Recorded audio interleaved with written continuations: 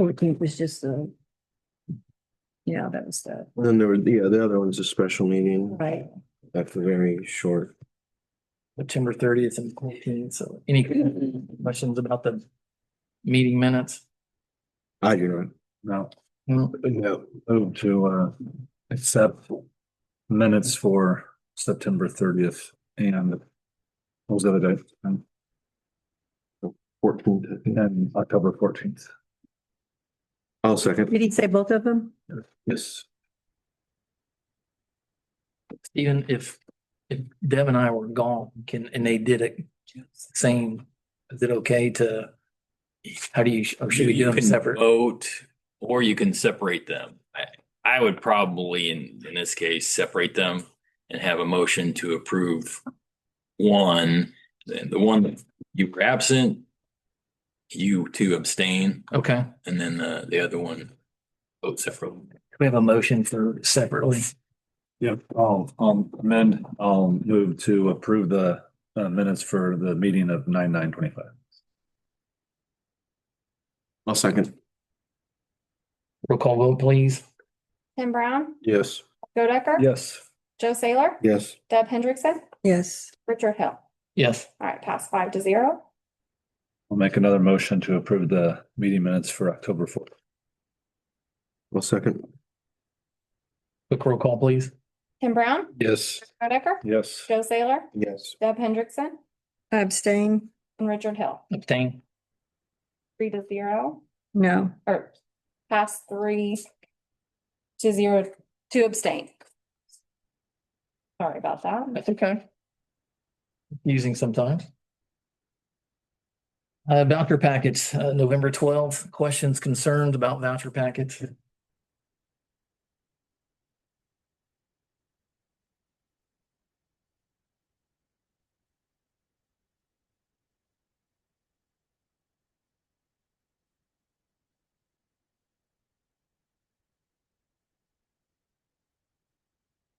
I do not have any. Deb, you have any questions about voucher packets? No? Brad? No? Approve voucher packet. Have a second? I'll second. Tim Brown, Yes. Brad Joe Decker, Yes. Joe Saylor, Yes. Deb Hendrickson, Yes.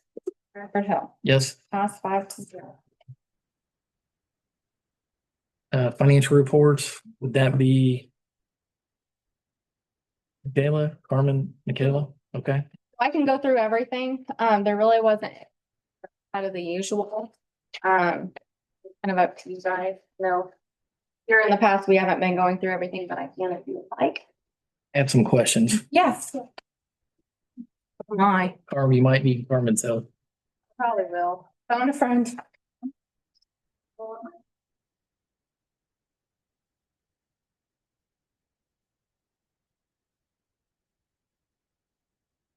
It looks like it's the third set appropriation report. On 1101. Just going through that, It's missing. on the second page, on the very bottom. 1, 2, 3, 4 from the bottom, it says other. Negative 68,000 for others. What? Did that So that's. Second. Fourth page. second page, page 2 to the bottom? That.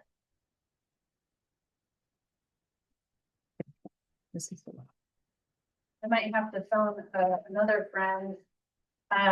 So any of those negatives, usually in some of the utilities, the other is used for like a transfer, so like credit cards and things of that nature.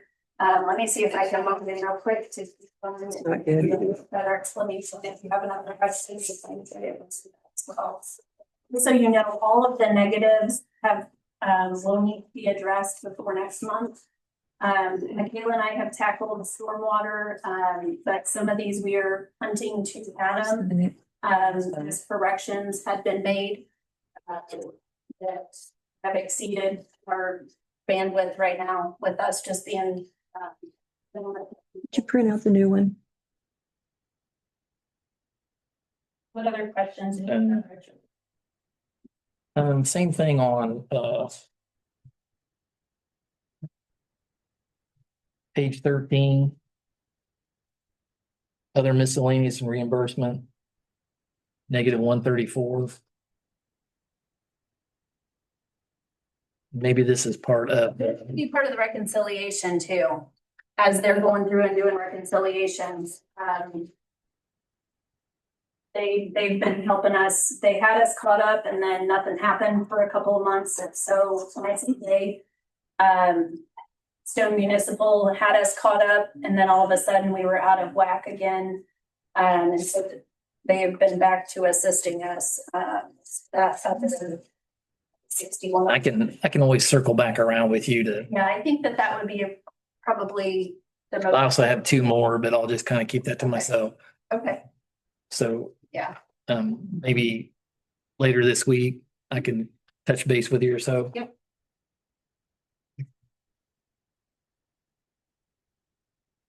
Do you have the new appropriation report? Is that the new one that you just had? This one? I did not print the new appropriation report. I emailed that. Yeah, that's Yeah. the one that was in my. Mine didn't print. Yeah, so this one ain't right. Well, it's right, it's just not for the month. Right, that's what I'm saying. Yeah, it's right. So So- do you have the right one? One that I'm looking at is for the entire year as well. Okay, So, but I'll just tell you that most of the negatives are due to, no, I'm not talking about that. I just had another question. Since we don't have it, I'll just, Do you want me to go print one right now? nope. I'll just let it go. I have it on my SharePoint. I have it pulled up on my screen. What was your question? That's all right. I'll just ask you later.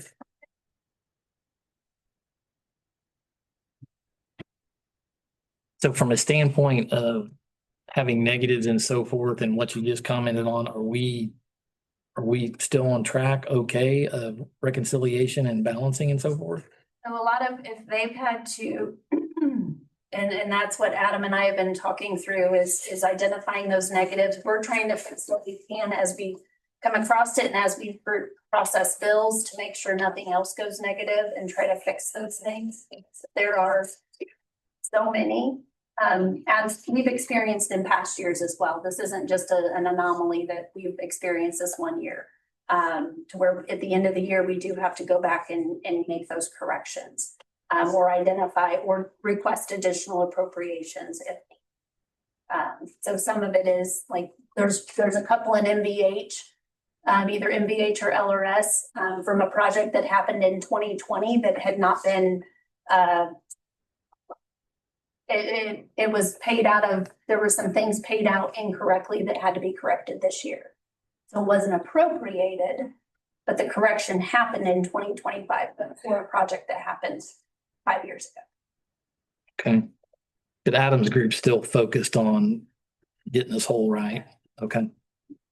That's fair. I'll circle back around with you. Anybody have any questions on the reports at all? Other?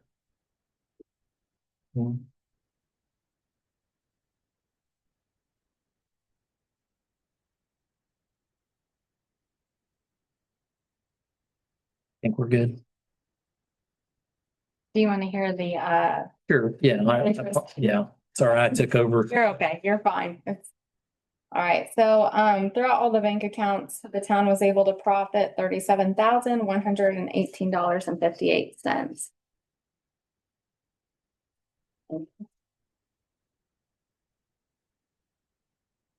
Okay, thank you for the update. That is minus storm and RDC.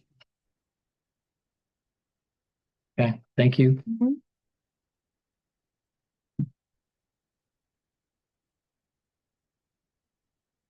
Norman, I think you're up. Going into old business, the first item on there is resolution 2025-12. Approving personal property tax abatement for Sugar Foods LLC. If you recall, it's October meeting, for those of you that were here, we've had Project Yellow Jacket present their interest in coming to the Whiteland building at Patch at Gateway Building 1 at the Patch development. and had came in and requested a personal property abatement. We didn't have an application and we didn't have a resolution before you all at that time, and so that was the request. In addition to kind of, looking at, the request was a 7-year abatement. And that was something that this council has not seen before. So kind of just, encouraged Sugar Foods to go back to the drawing board and come forth with a formal presentation, resolution, application, all of which have been provided to you. I will let them kind of go through what their revised proposal is. They do have a presentation. We've got Michael Harrison from Sugar Foods, and then Jessica she goes sure from Incentus. So I'll let the two of them share their presentation. Thank you. Thank you all for having us today. Appreciate it. So what we just want to take you through tonight is what we're looking to do, who we are, who Sugar Foods is. I know a few of you were not here the prior time to present this, so we'll just give you a quick update as to who we are as a company, what we do, and what we're looking to do here in Whiteland, Indiana. So we are Sugar Foods. We were founded 75 years ago. We started out as a bulk sugar distributor. Over the years, we've progressed from bulk sugar to sugar packets. So we're a main co-packer for sugar, sweet and low, for many, many years, and sugar in the raw. So those are probably brands you're familiar with seeing on the tabletop. From there, we progressed to doing salad toppings. So we process roughly 140 million pounds of wet bread per year and turn them into croutons. That's our main product category. So if you've gone to the store and seen a fresh gourmet bag of croutons, that's our product. We do a lot of private label as well for retailers, and then we do a lot in the food service space as well as the QSR space. So we started as bulk sugar, moved to sugar packets, and then moved to salad toppings. And so today we do a variety of salad toppings, croutons, crispy vegetables, of which crispy onions is the biggest. And Thanksgiving coming up with the green bean casseroles plays a big role there. Fruits and nuts and a lot of different varieties. So we take a lot of things in big packages and bring them out to small packages. Today, our business is really in 3 main segments: the retail segment, the quick service chain, so the McDonald's, the Starbucks of the world, and then the food service segment. So the US Foods, the Sysco's, the PFGs of the world that distribute to all the different restaurants out there. Today, we have 4 facilities in the US, 1 in Massachusetts, 2 in Georgia, 1 in California, and then 1 in Mexico. So 5 total facilities in North America that we're mainly selling into the US. So we're primarily domestic. The facility in Brockton, we just purchased about a year ago. That's where we do a lot of caramel sauces and syrups. So if you think about it, if you go into a coffee store and get a caramel latte and they do give you a couple of pumps of caramel syrup, that's what we produce up there. Hot fudge for sundaes, lemon lime juice squeeze bottles, that type of stuff we're doing up there. So diverse group of products service a pretty diverse group of customers as well. And so here in Whiteland, what we're looking to do at the Patch Development Building 1 is bring into the States. Today, we do in Mexico, we top tail and peel onions, cut them up and fry them to do our crispy vegetables. We're looking to do that here in Whiteland. So that's really the first step we're looking to do here from a production standpoint. In addition to production, we're looking at distribution out of the building as well, because we do distribution at the point of packaging in all of our facilities. Over time, we're going to add more production lines to this facility, so it won't just be one. There'll be multiple lines, packaging, other production lines, et cetera. As our business needs, our business grows, we're looking to kind of bring that here in Whiteland and kind of have this be one of our biggest facilities in the States. So in Whiteland, starting off with 1 fry line and distribution, and over time we'll continue to grow as our business grows, but also as we continue to move into the facility and start to do more distribution, start to do more packaging on site. So from jobs perspective, it's 105 new jobs. Our average wage is about $63,000, and we're not just a forklift driving, right? We're providing operators, maintenance, quality assurance folks, leadership role, a lot of different things that are going here into the production. It's not just a distribution kind of facility. There's a different skill set required that we're looking to do from the jobs. Right. In terms of what the ask is, the resolution in front of you. Sorry. I was just saying, can you? Oh, so sorry, I skipped over it. I thought that was at the end. Community engagement. So we are a long tenured partner in the communities we've been in. So each facility we've been in, it's been over 20 years in each facility. The lease we're looking to sign here is a 20+ year lease with 2 5-year renewal options. So we're looking for a long-term. We don't move. We've not moved out of any facilities in a long time.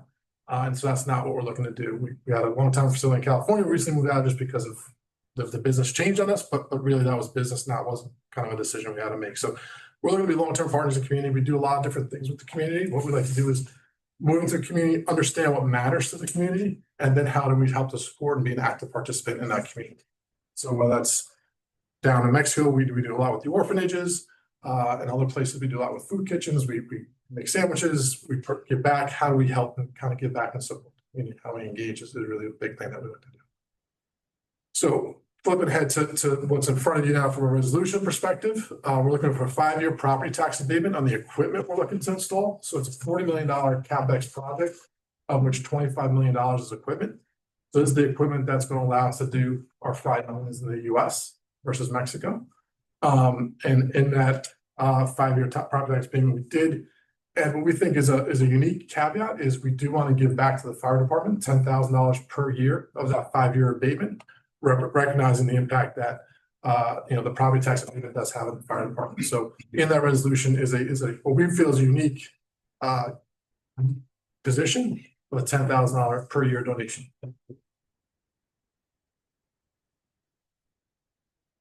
Have a couple questions. So I wasn't here, but I appreciate going through things. 20+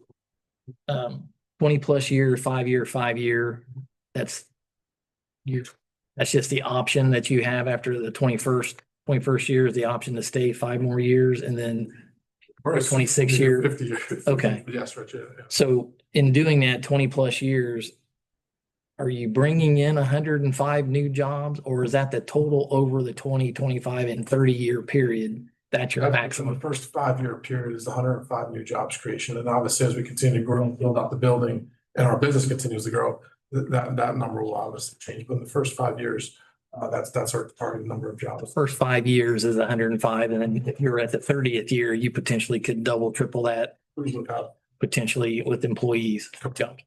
Okay. From your standpoint on, and I don't want to speak for everybody up here, but I'll just say this out loud. I'm big on public safety. I think you left out an important part of our public safety that the town council is concerned about.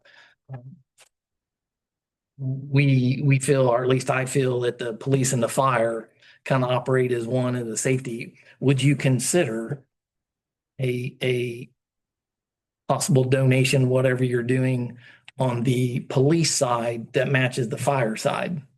Would that be a consideration? That way it would balance out our safety and our safety for our community. Sure. So I think from our standpoint, the fire department, the resolution, we want to recognize the property tax abatement impact on the fire department. We do want to be good partners in the community. And so what I think what we'd be willing to do is, upon moving into the building, making a one-time $10,000 donation to the police department in recognition of that public safety aspect. But you wouldn't consider the 5-year like you're doing for the fire? It's not written currently in our resolution, correct? We're going to do a separate one-time donation to the police department.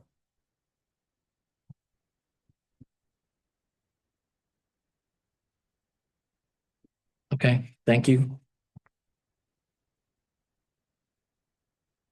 Have you currently filled out the permit, the application? Yes. Okay. It's in your It's in the packet. Oh, okay.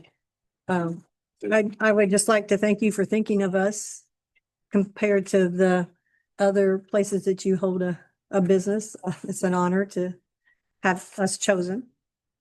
So, Thank you for considering this proposal. And Carmen, we do like a checklist sheet for potential businesses coming in. It's in last month's packet. Okay. And that was even at the 7-year abatement, the scoring criteria. And those are just 10 questions that you all have kind of approved to give us guidance as we present these types of abatements to you. It's scored in the green. It's like a stoplight, green, yellow, red. Even at the 7-year abatement, it did score well. It scored in the green. And let me just point out of those 10 questions, only 2 of them are financial related as far as the impact to the town. We ask about the job within that abatement time, the number of jobs it will bring. You all have identified that you don't want a large employer in the sense of thousands of people in one building. It takes into consideration the impact on our infrastructure. Obviously, with the employee base being at 105, we wouldn't have a huge impact on our roads. We wouldn't have a huge impact. This is not a high water user, and therefore is not a high discharge into our sewer system as well. So it takes into account the community engagement, things of that nature. So out of the scoring criteria that was presented, it did score in the green, which means that we would feel it's a good project for the town. So, and one other question to piggyback on what you said, sir. Going into the 20, 30 year or so forth, potentially being a distribution hub. So our roads infrastructure with Mr. Greenwood's development patch, we're good on that being a logistics hub type of concept with the traffic and so forth and semis, and we don't have any concerns in that area. Right. So the project agreement with Patch included improvements to the roadway. And when those are all complete, it would handle what they're requiring. I don't know if you've indicated how many trucks would come in. We're not, it's not what we're looking at is between inbound and outbound, 3 years, about 50 trucks per day between inbound and outbound. And that would be 7 a.m. to 9 p.m. call. Well, I'm just curious because we have the same scenario and I just don't want to potentially have concerns like we have with Amazon, DHL and so forth, 10, 15 years down the road that we didn't think of present day tonight. Understood. So. Our outbound volume is a bit less than there. And the one thing I just want to point out as well, and I think I mentioned this last month, but I know 2 of you weren't here. When we have abatements come before the board for approval, that allows this body to, I'll say, control what type of development, what type of business goes into that. In one of the buildings out there, we didn't give any sort of personal property abatement, and they did bring 1,500 employees. So they brought what we necessarily didn't want. Granted, we do like having, people coming into the community to work. But that's where, the folks that kind of go out of their way, yes, to ask for something, are also, that allows this body to control what type of business comes to town and wants to be a partner in so. Is this a multi-shift job? First, It'll be two shifts. 2 shifts? 2 shifts. Okay. I might need a 3rd shift job. Did you have any other questions? Mr. Brown, did you have? No, we had. Yeah, we all dealt with him last time, so. Yeah. Like I said, Carmen says, I talked to Carmen earlier and she said, this is good for the. And to me, Carmen's in place to make decisions like that. And I feel it's one of them things that we ought to lean more on what she's done her due diligence on. Bring these to us to make sure that it meets all the criteria of the town. And I appreciate that. I was wondering, Stephen, could you give any update on the capture, non-capture aspect we talked about last month? Yeah, what you're asking about is whether or not the personal property taxes that would be paid for this could be captured and directed to the funds of the redevelopment commission. And under state law, to do that is a multi-step process that is pretty involved and would require action by the redevelopment commission as well as this council to designate this taxpayer specifically for that purpose. And there are some criteria that's required for that finding and so forth as well. And it didn't seem like that really was going to be feasible or practical in this case. It was my ultimate conclusion. Okay. That was what I understood as well. I just wanted to, Was that a suggestion from somebody or? well, the question was whether or not we abate these taxes. Are those taxes that were gonna stay with the town through the RDC, or were those taxes that were gonna go up to the great state pie? Basically, and it's my understanding that these would be taxes that would basically just go into the great state levy pool. They wouldn't be staying here in Whiteland. They'd be treated like any other property tax revenue.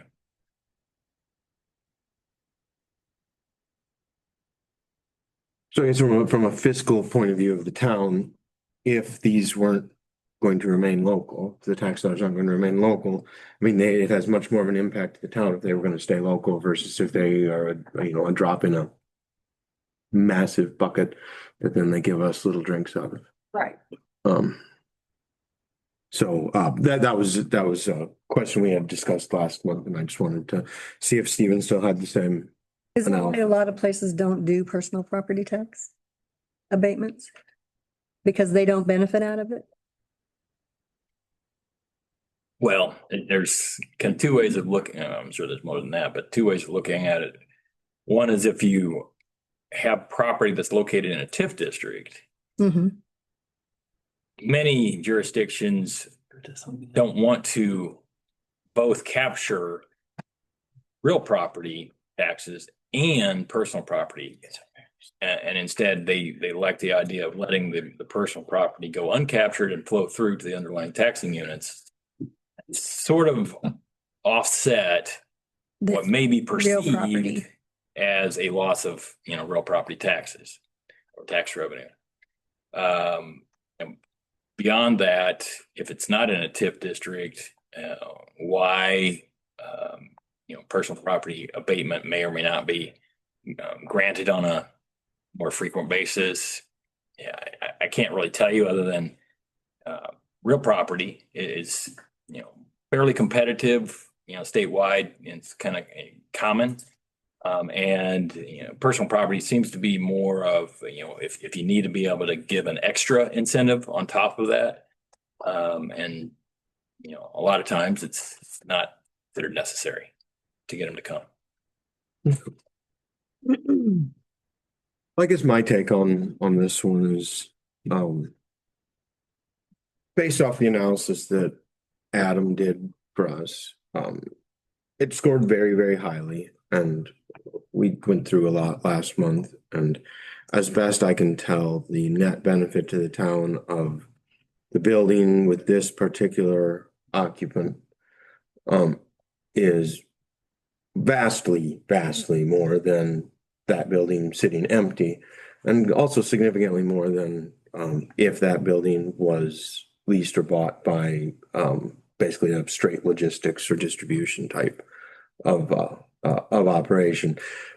There's also a lot of other benefits, like the nature of the business, the nature of the jobs, the pay of the jobs. And at the end of the day, the abatement is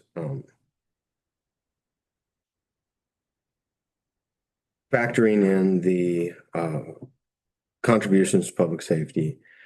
The amount in question is not super large, and particularly if we're talking about compared to the pool taxes going into the state general fund, basically. So I see it as a positive for the town. And I think it could be a positive for the town, that was it provides a 20 or 25 or more year benefit. So by my read of the math and the numbers, it makes. I appreciate you all coming back and not putting us in an uncomfortable position with out of the norm ask. So that was very, very helpful. I appreciate you guys doing that. And yeah, this fantastic company, long track record, long lease, all these things are really positive. So I don't have any more questions. Okay. I would add one more follow-up on the issue of the capture. And I just pulled up the statute again. And one of the findings that's required in order to capture personal property taxes is that you need to capture those taxes in order to help secure debt service payments or other financing payments for local public improvements. And I think in our situation currently, that would be a difficult finding to make. That's what you get for being financially responsible. Well, Mike, Jessica, we appreciate you coming back the second time since we were out. Appreciate. We're sorry we missed you. Yeah, apologize. And we greatly appreciate the consideration of Whiteland bringing this type of job market to this community and so forth. Appreciate the willingness to add the $10,000 to the police and then also do the donation to the fire. So grateful for that, sir. And so with that, any other questions at all? Mm-mm. Okay, so do we have a motion on the table? Fingers up. Oh, Fingers up. as usual, sorry.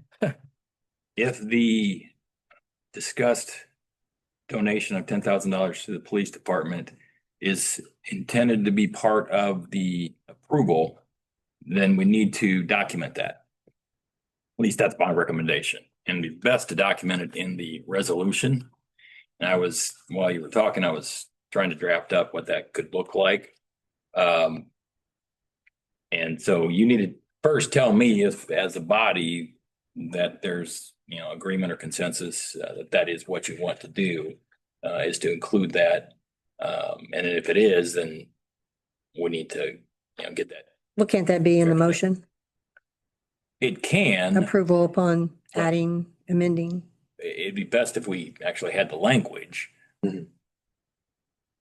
Well, I would move to approve 2025-12 with the addition of language, memorializing the, commitment to the $10,000 donation to the police department. What was your timeline on that? I'm sorry. We would do it upon lease entry, so January 1st is when our lease would start. Okay, yeah. I did have a comment I wanted to make before you want to continue. Yeah, just let me think, subject to the revision, memorializing that commitment, the $10,000, that lease opening anticipated to be January 1st, 2026. Okay. So if council can punch that in, I think I can do that.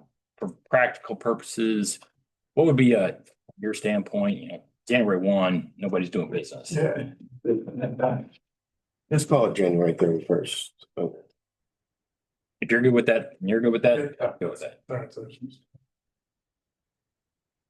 I did want to advise or encourage or caution you. Every so often we'll do something like this, and then there's annual requirements on filing to say, hey, we have in fact met our promises. Here's what we said we were going to do. Here's where we stand. Sometimes it's better, it's the same, it's worse, but whatever. We don't like when that doesn't happen.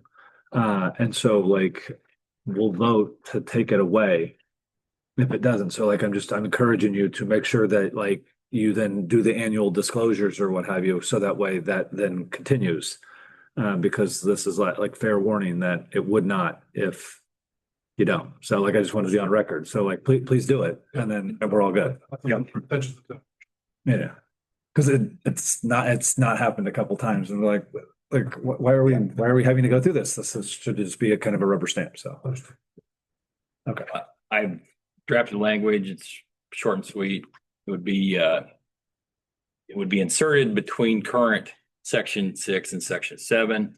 Would read, in partial consideration of the value of the property tax reductions granted to Sugar Foods LLC by the town, Sugar Foods LLC shall make a donation to the town of Whiteland Police in the amount of $10,000 no later than January 31, 2026, period. That would be my motion. Second. I'll second. Yeah. Brad did, one of us. Brad did. Good enough. Roll call vote, please. Tim Brown, Yes. Brad Godecker, Yes. Joe Saylor, Yes. Deb Hendrickson, Yes. Richard Hill. Yes, Pass 5-0. Thank you very much. I really appreciate it. thank you. No, look forward to having you guys here. Look forward to being here. So thank you very much, guys. Appreciate the support. Thank you. Have a good evening. Nice meeting you. Thank you. Bye. Have a good night. Have a good night, Andrew. Thanks, Andrew. Okay, next up is a revised professional services agreement with Crossroad Engineers. At last month's meeting, I proposed this project service agreement, and it was approved to not to exceed $141,500. I went back to the drawing board because the concern or question was in regards to the construction administration, and was 70,000 really necessary for the construction and administration of the project. This is for our community crossings project. Not only is it going to be to help us with our next submission for community crossings, but to assist us with our asset management plan, which is what we have to provide to the state every December. But as we were going through the community crossings and the asset management plan, it was determined that the town does not have an adequate ADA transition plan. We have language, and we put language at the bottom of every agenda, but we do not actually have a plan. We cannot find a plan. The only ordinance that we have that says that there is a plan, but we don't know where the plan is. So I went to Trent and said, help. This is a requirement, has been a requirement of NDOT, but NDOT has been bogged down and has never checked our plan. We do have an ADA coordinator, but again, we don't really have a formalized plan. So went back to the drawing board, told Trent, do we really need the 70,000 for inspections, even though you all did approve not to exceed?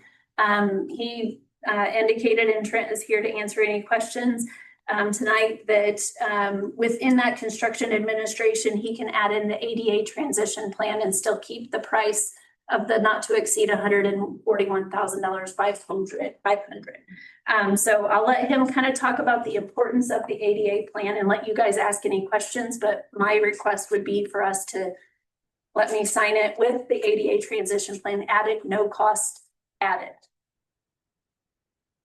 Good evening. Good evening. With Crossroad Engineers. So the good news is you weren't the only community that was checking a box and said you had this and then really didn't have it. NDOT has kind of loosely said, hey, you have to have this to get the CCG money. But about 3 or 4 months ago, they started sending out emails saying, we're going to start checking for these. And so we're going to start tightening screws on making sure that everybody has it. And it's just basically a plan that does an inventory of all of your areas within public right of way or your public spaces, buildings and such like this, to make sure that you have ADA access, or where you don't, just maybe recognizing that and showing a plan for doing that going forward. You probably know that when you get CCMG money and there's an area that has ramps or sidewalks and they're out of code, it has to be fixed. It has to be part of that project. And so this is just a tool to show NDOT what you have and what you don't have that's in spec, right? So they basically started saying, we're going to start looking for these and making sure that you have it. And if you don't have it on file, kind of like your asset management plan, your plan, then you're not going to be eligible to get the CCMG money. So this proposal that we gave you is to do everything you need to apply next July for CCMG money and to take that project through fruition in 2027, right? Except for it did not have the ADA plan in there because at the time I didn't know you didn't have one already. So when Carmen asked about the largest amount phase of this, which was the 70,000 for construction admin, she said, well, can that be less? I said, it can be, because you can do that with your staff and we can just supplement it. So it can be kind of what you want. And obviously it's 2027, so we don't know maybe what you're going to want until then. So what we could do is just take the amount that we'll need to do the ADA transition plan this year out of that part of the pot, and you'll have whatever left. I told her that it's probably somewhere, based on doing other communities recently and the size of Whiteland, it's probably somewhere in the 7,500 to 10,000 for the ADA transition plan. And then once it's in, it just has to be updated as you go through. So for instance, if you get a CCMG project and you go and you fix ramps, then that plan gets updated to show that. If you fix an ADA issue at your town hall, the plan gets updated to show that. So you just, or you annex new roads, you have to add those in. So it's just an update after that. So they kind of like to see a full new plan. They say every 3 years, 4 years, but I don't know that they're going to hold anybody to that from what we're hearing. So, but they're going to hold you to having one. During this time, this last 3 or 4 months, I've ran across about 6 communities that were checking the box and getting the CCMG money, but didn't really have a plan. So that's kind of where we're at. Where are we getting the plan? We would actually do the inventory. Okay, And that's what the 7,500 to 10,000, it would be out of that 70. We would spend that part of the construction admin. But that's why I combined those phases, just so we could stay with the not to exceed. So we would create the plan and get it done by the end of the year. Technically by federal law, they're due in November 1, but I was told by NDOT that they're not, they wanted to get it in with your asset management plan. So that when you submit next July, you would be eligible for CCMG money. And they're just doing one a year now. It used to be they were doing CCMG 2 a year. Now they're going to go to just July. And so you get that award late in the year, and then you would have your next, I guess, CCMG project in 2027. I've got a question. I know I've dealt with this in my area. I've went to all the classes and stuff. How many employees we got here? Full time, Yeah, 30. they base it on 49. 49 employees is why I was told that's what they base everything on, how many employees you got. They said 50 is the number. If you're 50, then ADA steps up and requires more and more. Is that still not the case, since you're saying this is required? Because they told me in that class, because we used to be under it for a while, and then we just started hiring more people, and then it got over. But they said it was 49 people was the cutoff. If you had 50 employees, then you had to do certain different things. To have it. Is that? The way they came out, they did not stipulate that in the ones. They just said to be eligible. Check into that. You can check it. Because I'd like to know in our area too, because we went to Fisher's and it was like 5 days going through all this with them. Aaron and myself went, and for some reason the question got brought up. I asked them how'd they figure the cutoff, and they said they figure towns with 49 or less employees might not afford to be able to do everything like this. makes So sense. that's why they cut it off at 49. If you have 50 employees, you have to do certain things. It's just specifically for the ADA plan? Yeah. Okay. 88. Yeah, I'll ask. I'm just curious because maybe it's changed since, that's been probably 6 years since I've been to class on it. But it's just curiosity. If that's the case, then if we find that out and you just decide not to do it, then we would not do that. We would still get the asset management plan done that's in this contract. I'm just curious to see if it's still effective because. I think we need to with the do it new anyway. rules. Well, we should automatically have it. 50 or 20 employees, it's a protection of your public I know. right of way. So that. We didn't understand it either. Yeah. I didn't understand it either. I thought you're making your new businesses come in, automatically do the ADA. When we got into it, when our employees went up, we had to go bring our office up to date and put in the handicap. And we put in a lot of handicap ramps through our area.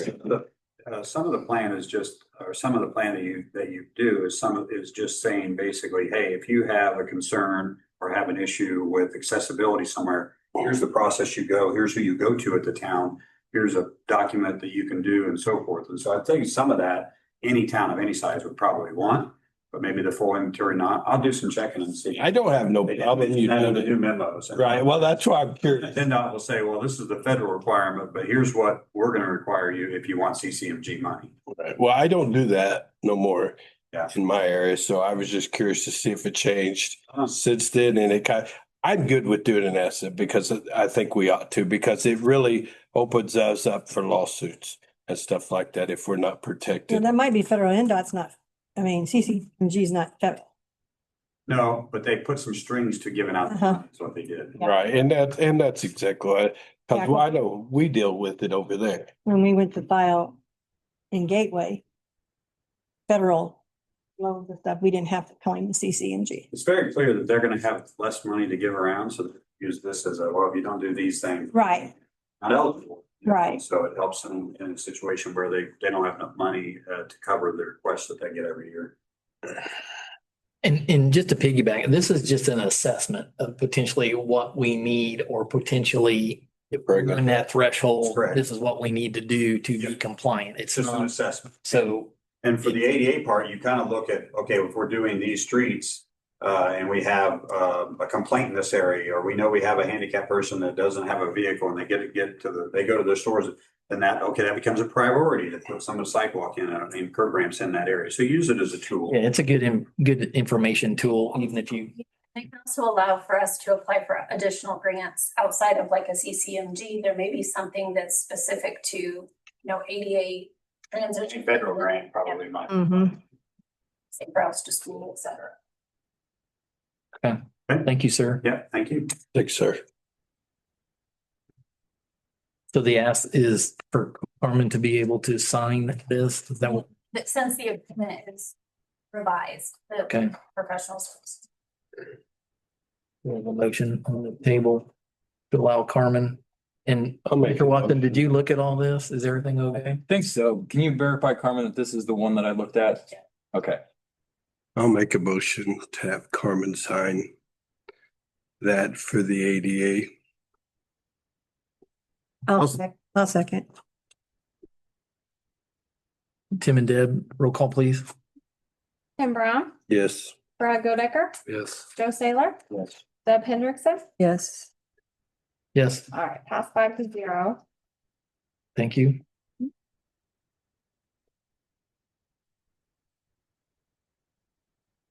Carmen? This was brought up last month, so the Stone Municipal Supplemental Agreement, and you all had asked for it to be kept on the agenda on a month-to-month basis.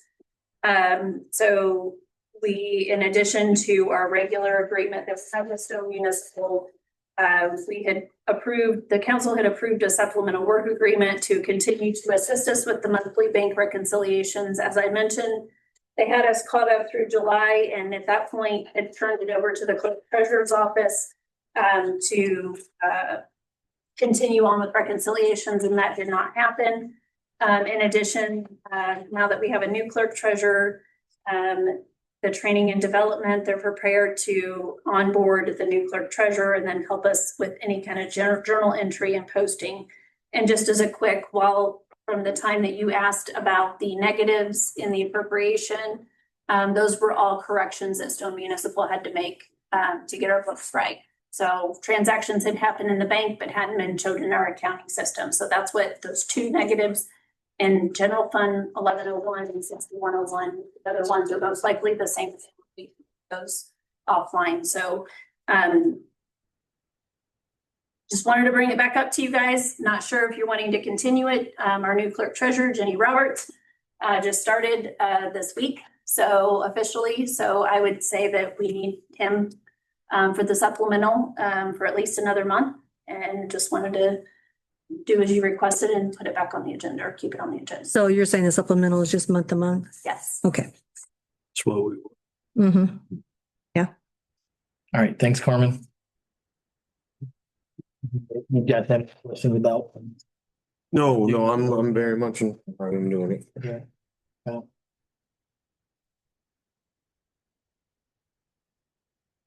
The next item was I asked to basically put this on as HR. Just to kind of 30,000 foot elevation, broad brush. We've experienced some, I talked to Carmen twice a month on a scheduled basis, sometimes 3-4 times a week. Over the course of the last 6 months, we've had a few hiccups and so forth that are very concerning from my perspective. I think we have an opportunity to do a lot of things different in the HR arena. Could be better, that could be beneficial to the town within itself, to the council. My recommendation is to potentially do the fact that we've had Miss Jenny come on board.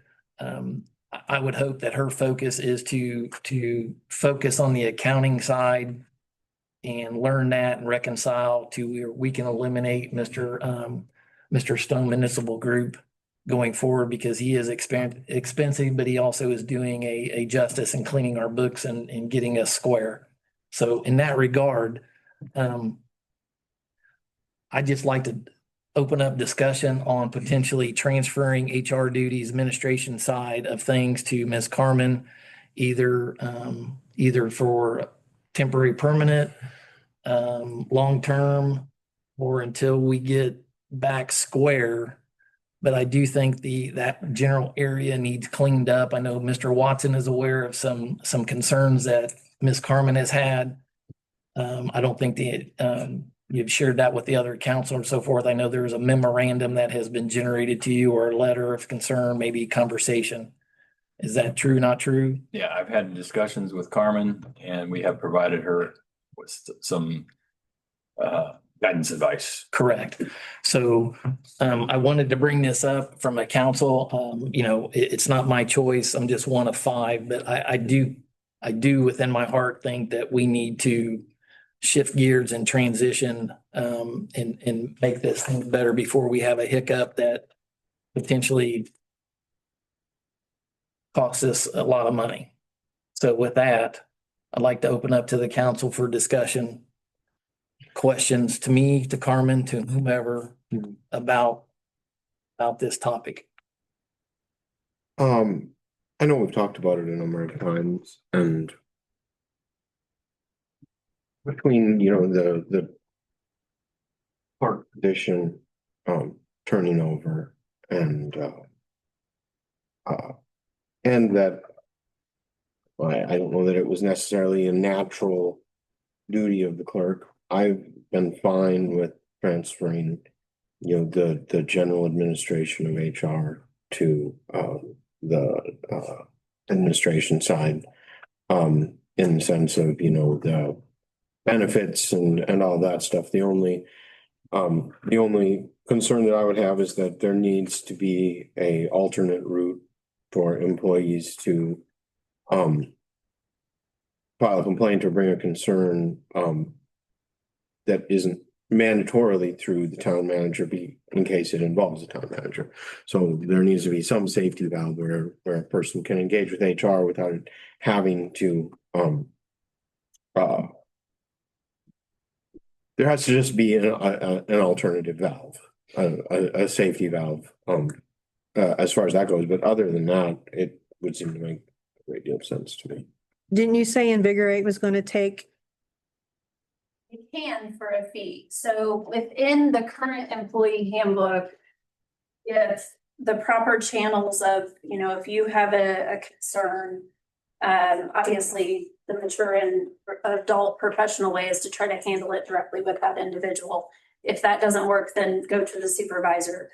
If that doesn't work, it does say go to the town manager. So I think the concern has been if there is an issue with the town manager, Right. Where do they go? It doesn't explicitly say. My assumption would be that they go to the council with a situation. But as far as, if we want to engage Invigorate in that, they have offered that on an hourly basis. I think we would just have to kind of set some protocol. What's an appropriate going to Invigorate versus trying to work through, my coworker made me upset, or my supervisor made me upset, or the town manager made me upset. Like, what's protocol, that kind of thing. And so, but they have offered to assist us with that. And Tim, I'm going to piggyback on what you've said in the past. I think with the dynamic that we had prior to unfortunate circumstances, I think we did have a concern on how to navigate if there was a question or a concern about your supervisor or whomever. Unfortunately, that is not the case anymore. I feel like we have a town manager who manages the town, manages the department, 30 some odd people, the different. So to Joe's point, I think it's good to have some sort of outlet if that is the case, but we also have this body of five up here that if that is a case, maybe it just comes to the council or it comes to the acting council president, disseminates, decides on what to do, a closed door session or something. I don't know. I'm just open for suggestions, but the point I was trying to make, I don't know that Tim's concern is still valid from that perspective, but I'd like your input on that. The people need someone to go besides the town manager. And let me just say, the only thing I've ever asked to kind of handle with HR are the tactical, Correct. not. And that's what you told me too. Not the, I'm upset with my supervisor, or my supervisor did or said something that is not appropriate. So that's, I mean, if you all want to, because like I said, in the employee handbook, it does already call out that the town manager is, if the department head doesn't handle the issue, that then they go to the town manager. So, but it does not say what to do if you have an issue or the town manager has done something that is inappropriate. But from my perspective, it's more of, right now, we have somebody that's here 2 days a week to answer questions when we really, you never know when somebody's going to have a question or concern when it comes to their benefits, when it comes to onboarding. We've had multiple people start on payroll days, which makes it very difficult to process a lot of the changes all at once and to ensure that we're getting everything checked off appropriately when we need it checked off, and making sure when they start on day one, they actually know what they're doing. Pardon me. So that's where I've only asked for those tactical things. If you guys want to give me the other parts of it, that's fine, but I agree. There needs to be somewhere that they can go if whomever is the town manager is an issue. I know in my area, before we had HR, our protocol was you go to your supervisor. Then if the supervisor couldn't deal or you didn't get what you needed, and with that, you could go to the town manager. And then if it is about the town manager, then you went to the council president. Mm-hmm. That's how it was in our area before we got HR. Now we got HR full time. So we just, if you have a problem, I guess you can go there. I don't go there, but I guess if you do, you could go there. But the thing is we need to just, like the president of the council, if he wants to hear the complaint, and then you could discuss it with us, let us know, and then make the call if you want to call in HR to deal with it or not. But I think they need someone that they can go to say, hey, this is my problem. And unfortunately, without getting town manager involved, because you don't want to make them mad, you know what I mean? It's just kind of a safer bet that way to have someone to vent about. Just my thoughts. I mean, if for us to review some complaint against town manager, we're gonna have to have an executive session. Correct. So I guess the question is just what reporting mechanism do we want to establish? Well, I don't think it should be town council president. I think, mean, I'm fine with it. The clerk is independently elected. I'm fine with if it is specifically a complaint, re the town manager, that is made to the clerk, who then disseminates it to each council member. And I would be fine with that too. That doesn't bother me as long as it's okay with her, We're just merely making a suggestion to move this off center. Well, So not necessarily, I mean, I think Joe's idea and Tim's concern, I think that solidifies potentially a problem that, yeah, I mean, you have to have somewhere to go if it's about the town manager. yeah. And we don't address that, correct? Right. in our current, no. Right. no. And I have no. So you're saying if it's about the town manager, go to the clerk treasurer. And then Who then is tasked, it's just a ministerial duty of Right. Informing informing us. member. Okay. That sounds fine with me. And I don't have the problem with you taking over the side that you want of the HR for offloading and unloading, stuff like that. I have no problem with that. You discuss it. Yeah, I mean, basically, if three of us agree, or I think that's how something goes on the agenda, but yeah.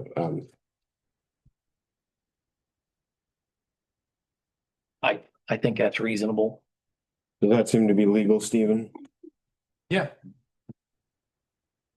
Do we want to ask Stephen to draft something up, transferring the benefit administration and technical aspects of it over to, And Oh. record keeping. Insertion into the handbook, you mean? yeah, and record keeping into the town manager side, and then provide an additional mechanism, should there be an HR complaint that would involve the town manager.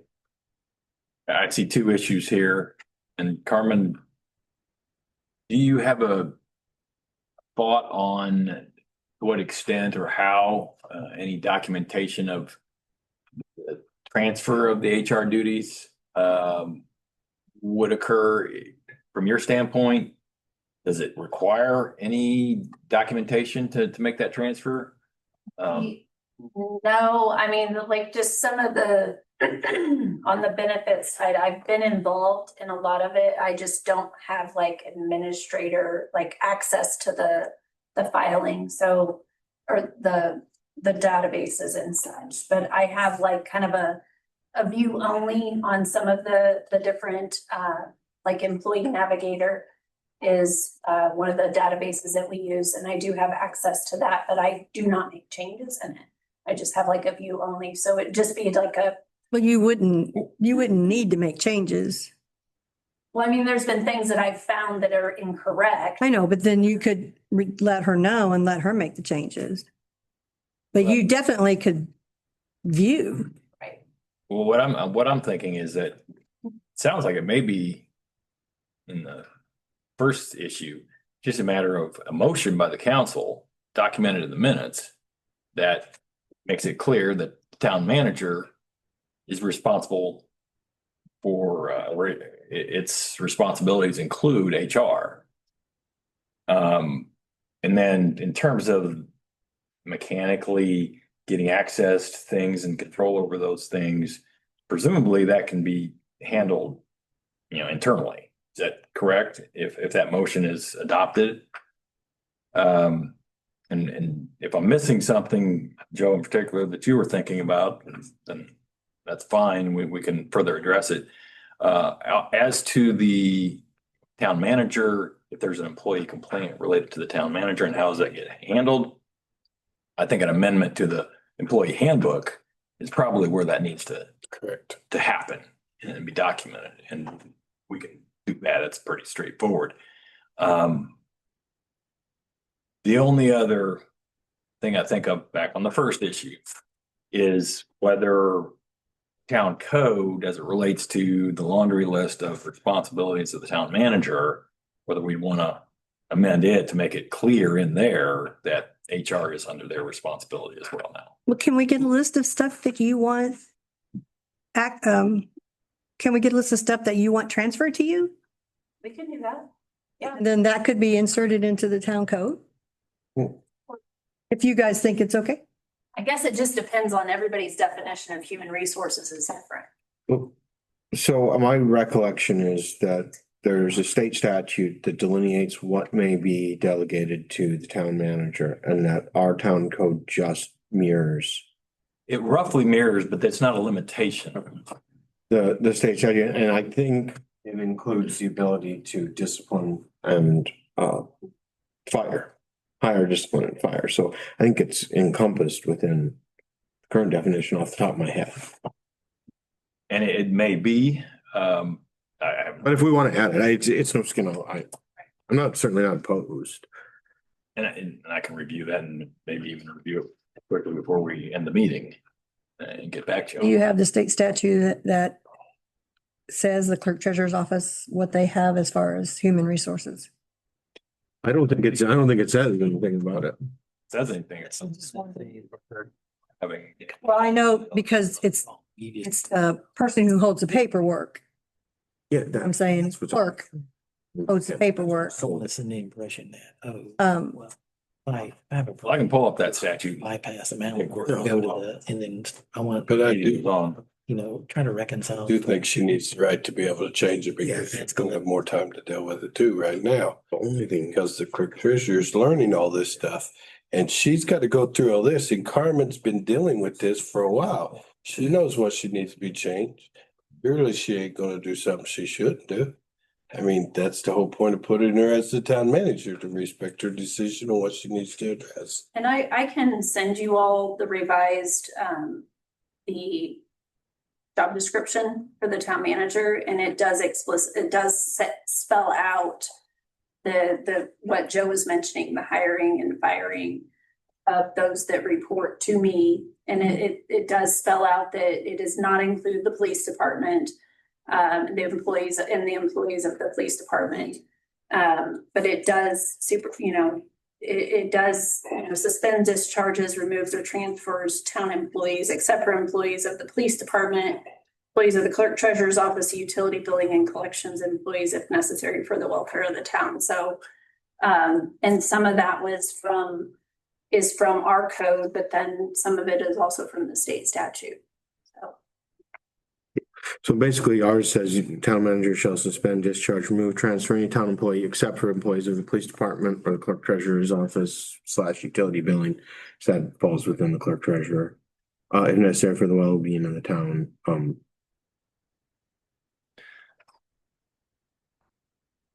Yeah, That portion of it sounds like it's directed at disciplinary matters, that sort of thing, and management matters, and not necessarily human resource administration. Yeah. And it just depends on what level of being expressed about that you feel like you need or want to have with respect to the.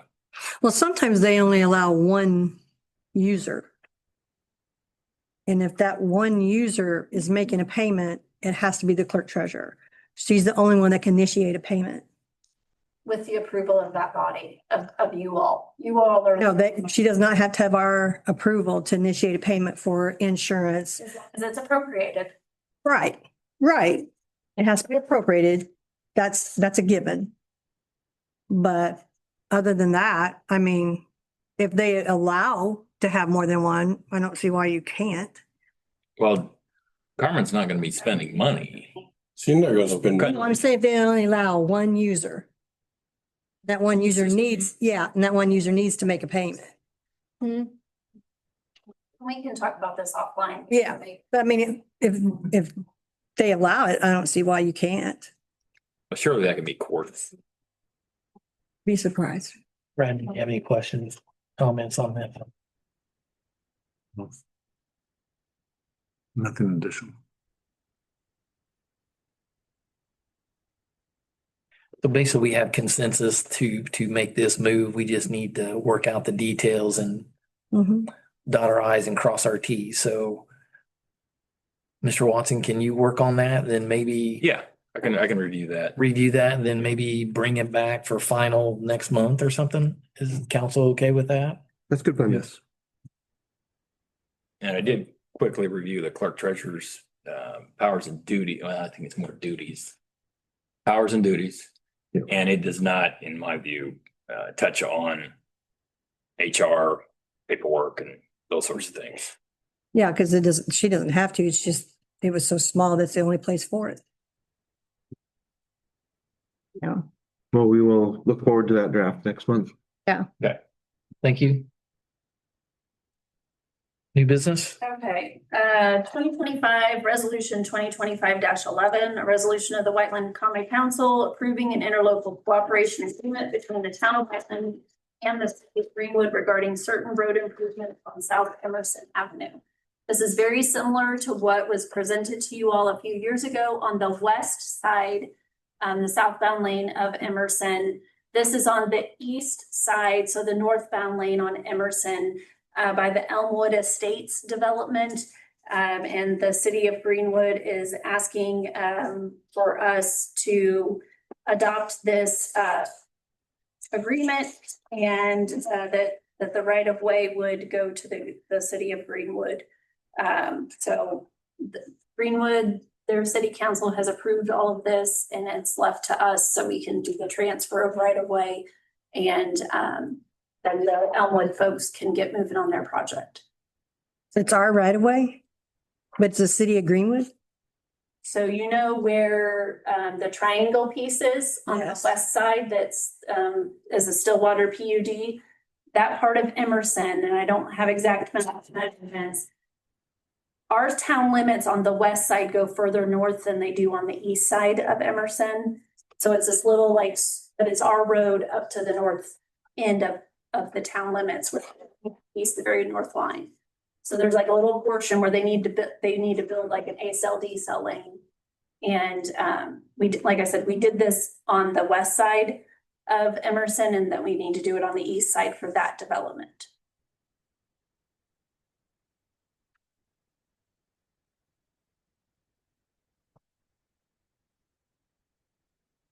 Cluster and these. Well, I'll put a motion to approve resolution 2025-11. Have a second? I'll second. Roll call, please. Tim Brown, Yes. Brad Godecker, Yes. Joe Saylor, Abstain. Deb Hendrickson.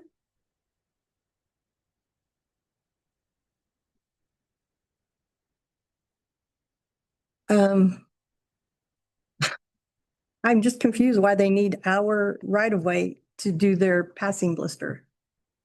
It's just based on where their entrance is and the amount of linear feet you need to put, like where your turn is, you have to have so much footage on the So we're literally, south end and the north end, and it encroaches into the town. so we're literally giving them the right of way then. I didn't think it was giving the right of way. I thought it was just allowing them. Allowing them to build. Access, Manage it. But it's- Management. Okay, We're not giving it away. okay, We're telling them, yeah, they could put it there. They got to maintain it. but Okay. It's still ours. all right, then I'll say yes. Richard Hill. yes. All right, pass 4-0 abstain. Special survey. Mhm. This is just an introduction only, and there will be modifications based on your input as well as from Stone Municipal late today. There were a couple of numbers that were missing on your budgets. These budgets are very scrunched, I guess, is an inappropriate, well, not inappropriate, but My glasses ain't working. yeah, you're gonna need your glasses on that. I got the budgets late from him today, but I found some discrepancies in his budget and the ones that are listed for you now. So I am just saying, again, this is introduction only. Two numbers that were missing, that Stone Municipal, has given us last year and this year is the pilot, which is the payment in lieu of taxes, which would be from our utility, what we transfer into the general fund. I did get this estimate today. The water, we're looking at $46,000 being transferred out of the water utility into the general fund. And then in the wastewater is $17,634.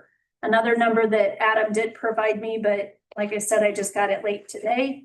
So did not get a chance to look at it and put it into the budget, is what we call the depreciation. So taking money out of our operating fund and transferring it into, I'll call it a depreciation fund, but both for water and sewer, we have improvement funds. So as we transferring those funds into our improvement fund. So it's kind of like a surplus in our operating, and what would we put into our improvement in addition to what we collect for TAP and areas that we automatically put into the improvement fund. For the water, this is a discussion it'll definitely need to dive into 2026. But there will be nothing coming out of our water operating and being requested to be put into the water improvement. I know that we have looked at utility rates, but what we're spending and how we're spending and what we need to run our utility, we may not quite be there where we need to be on our utility rates for water. So again, that's scratching the surface. That's a deeper dive into our water utility rates to kind of discuss how we proceed in that utility. On the sewer utility, we are expecting a surplus on our water operating, and the estimate being transferred from sewer operating into the sewer improvement would be approximately $393,000, just shy of that. So again, those two numbers I received late today.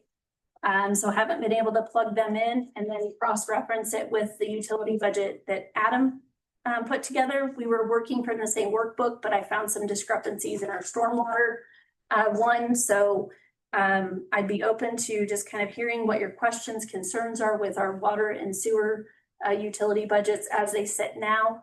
So we can come back before you all in December for request for adoption. This is different than what we do with our DLGF funds that have to be adopted by ordinance.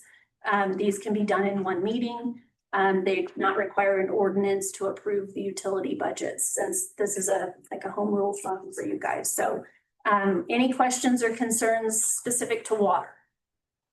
Carmen, specific to water, is that the exercise that we did a few months ago on trying to evaluate where our raw water rate should be? We're not hitting the mark as of this data here. So that rate study was conducted by Reedy Financial, and now that we have Stone Municipal on here, I'd be curious just to kind of see. Now, if you remember, it's a 3-year rate increase with incremental increases. So there will be an increase at the beginning of 2026 and then at 2027. So I need to look back at it and see if he's factored in, I'm sure he has, what our rate is going to be in 2026 and 2027 to see if that's still where it feels to be when it comes to our operating.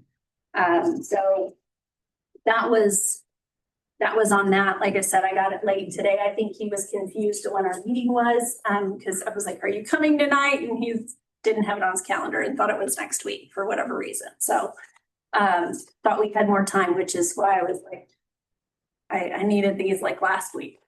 Did he let you know how he came about the $300,000? I can send you that, but I didn't want to give it to you right now because I haven't had time to digest it. But I do have quite a few spreadsheets that he Okay. has sent me. Okay. On water, is there anything specific that you liked, didn't like? You want me to go back and add more or take away on this? I met with each department head for water and sewer and to say, where are we at? What do we need? As far as just on the operating side of things. And then on the improvement side of things, what we look at is the capital project list that we have. And then, as you know, water, the biggest project that we're looking at is a second connection point with Indiana American Water. The biggest hit we took this year was our rate increase that we received from Indiana American Water. Obviously we're using more water with our growth that we've had as well. So on the sewer side, there's capital projects that we've definitely been kicking the can down the road.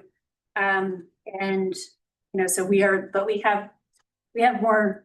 We're showing more money in the sewer right now as far as like extra monies to set aside. So you're not doing any depreciation fund transfer for the water? Not for water. Right, but you are for the sewer? Yes. Okay. That's what we're proposing. One other thing that I want to point out that's in the budgets as we sit right now, that has not been, is an outright purchase of a vac truck. Looking at storm, a third, storm, water, sewer. We've put in $250,000 from each utility. We have received 3 quotes. We have not prepared them all yet for you guys because we need to sit down and kind of actually decide what we want on the bells and whistles for a vac truck. But all of the quotes came in well under the $750. But I wanted to price it high because I just didn't know when we would get it in front of you all. So those are on top of the pilot fees and the depreciation fees? Your budget. For now, there's $250 for each water and sewer, and then it was presented to Storm tonight as well. Okay. But storm and water cannot use that sewer back truck. Cannot. You cannot cross contaminate them and use them as one Well, truck. we can get into those weeds when Been down this road. Okay. Yeah, been down this road, and it actually, what happens is when you're out on a wastewater leak and it's busted, you're taking all that into that back of that vac truck. Now, when you go to a water leak and you put the same tubes in that you use for that, you're contaminating that water ditch with the wastewater. Technically, you have to have 2 vac trucks, one for sewer, which has a jetter on the front of it, and then you just got a hydro excavating truck for the water. And that's what we've primarily used the water so we did we've demoed 3 different trucks. And we've actually taken them out on physical jobs that we've needed to kind of check off. And taken them out there, and correct me if I'm wrong, but for the water, we did primarily just use it to hydro back, right? Correct. So. Yeah, We say I want it equal, I mean, they know more about the piece of equipment, they would be the ones using it. It was just, it's something that, I knew all 3 utilities could benefit from having, and our one that we have is well beyond its asset life. and I agree with that, but there's no way that Jesse can use it and the water company can use it unless you sanitize it, send out the testing, because we had to do this. When our truck got into waste, we had to flush it, chlorinate it, send it out, test it, have it professionally cleaned just to switch from sewer to water, because there was an accident. One of the sewer lines busted right next to our water. Well, we didn't know it at the time. And that's where we got into it, where we had to actually send it out, have it cleaned, brought it back, tested it and everything. So sewer cannot use the vac truck at all if it's made for water and storm water. So technically, the only 2 what's really going to be able to pay for it is water and stormwater, because sewer shouldn't have to pay for it because they can't use it. They can't even use the jetter on the front. I mean, the hydrovac don't need a jetter. I mean, only thing, I just don't want to see us get in trouble. Right. Because it happened to us. We got, it was known that it was actually used, and that's why we had to go through all the proper channels to make sure that it was clean. That's why our sewer department's got one now, and our water department's got a separate one. We keep them totally separate, because at first we thought we could use separate tubes for separate areas, like one set of tubes for the wastewater, one set of tubes for the water company. And then they come back and say, no, you can't do that. You got to have a physical different truck. Dang it. Yeah. Well, the good point is you said it considerably less than the $750,000 that you budgeted. So that's a positive. Single axle, I would Your assume. concerns. Again, we have not gone through to actually determine what would be best for our team to then present to you all when we need to make the request for the ask, but. Carmen, going back to the Stone, I'd be curious to find what his math shows on that delta. Some of it, I think, yeah, exactly. I'll send that out on that, but where our numbers kind of didn't.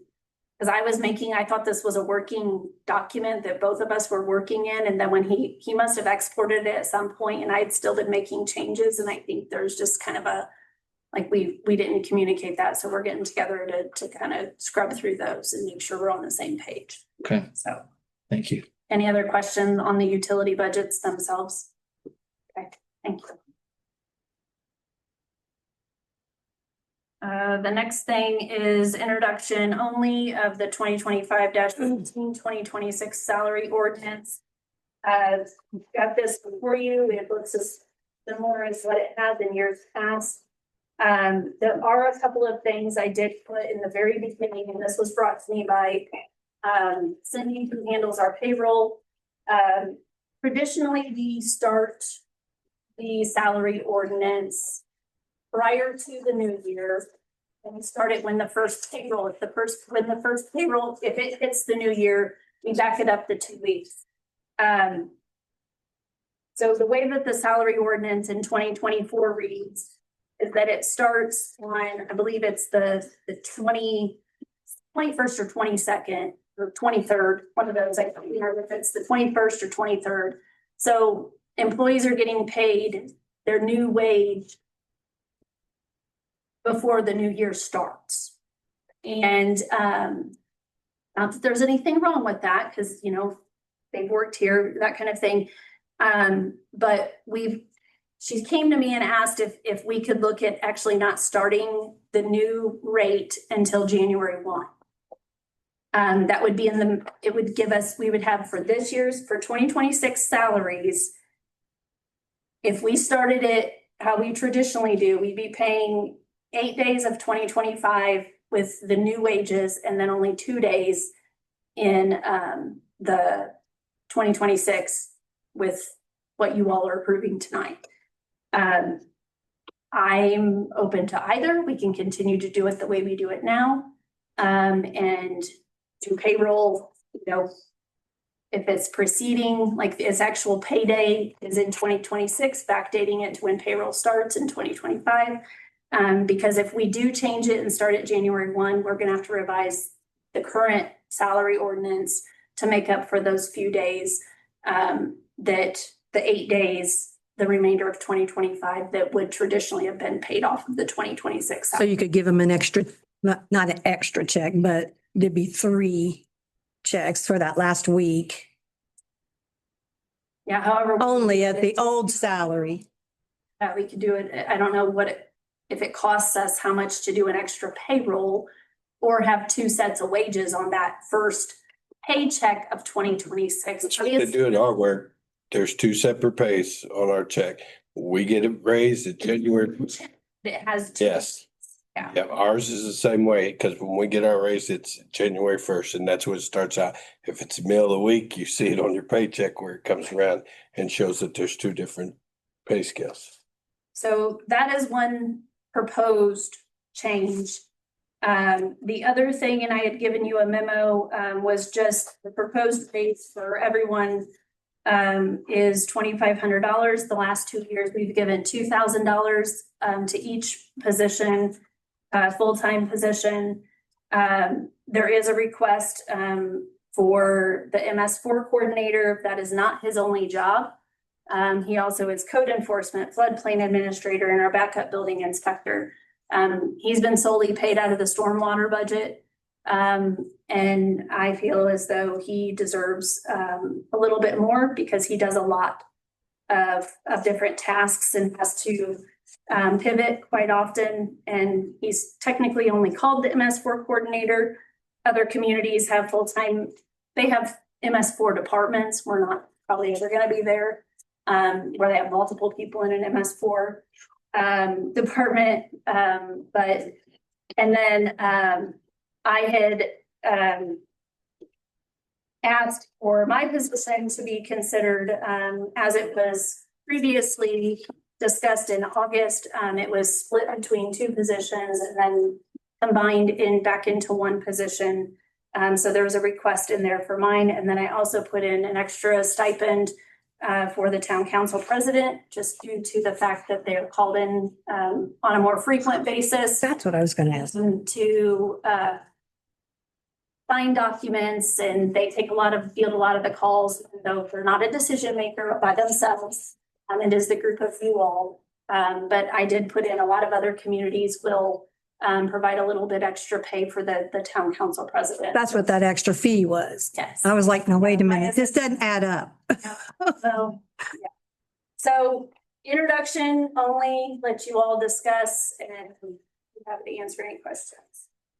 And guys, just for clarification, so again, talking to Carmen throughout the month and in different topics that we discuss, she approached me about this concern that she had. I asked her to justify her reasoning, put it on paper. That way we could share it with all the council members on exactly what she does, what she covers, what she's responsible for.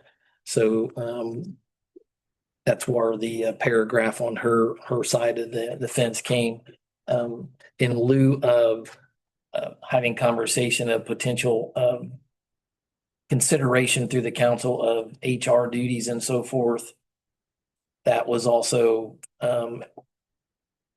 included in the paragraph, or not included in the paragraph, but that would have to be consideration on the justification for her submission. So I just wanted to clarify that.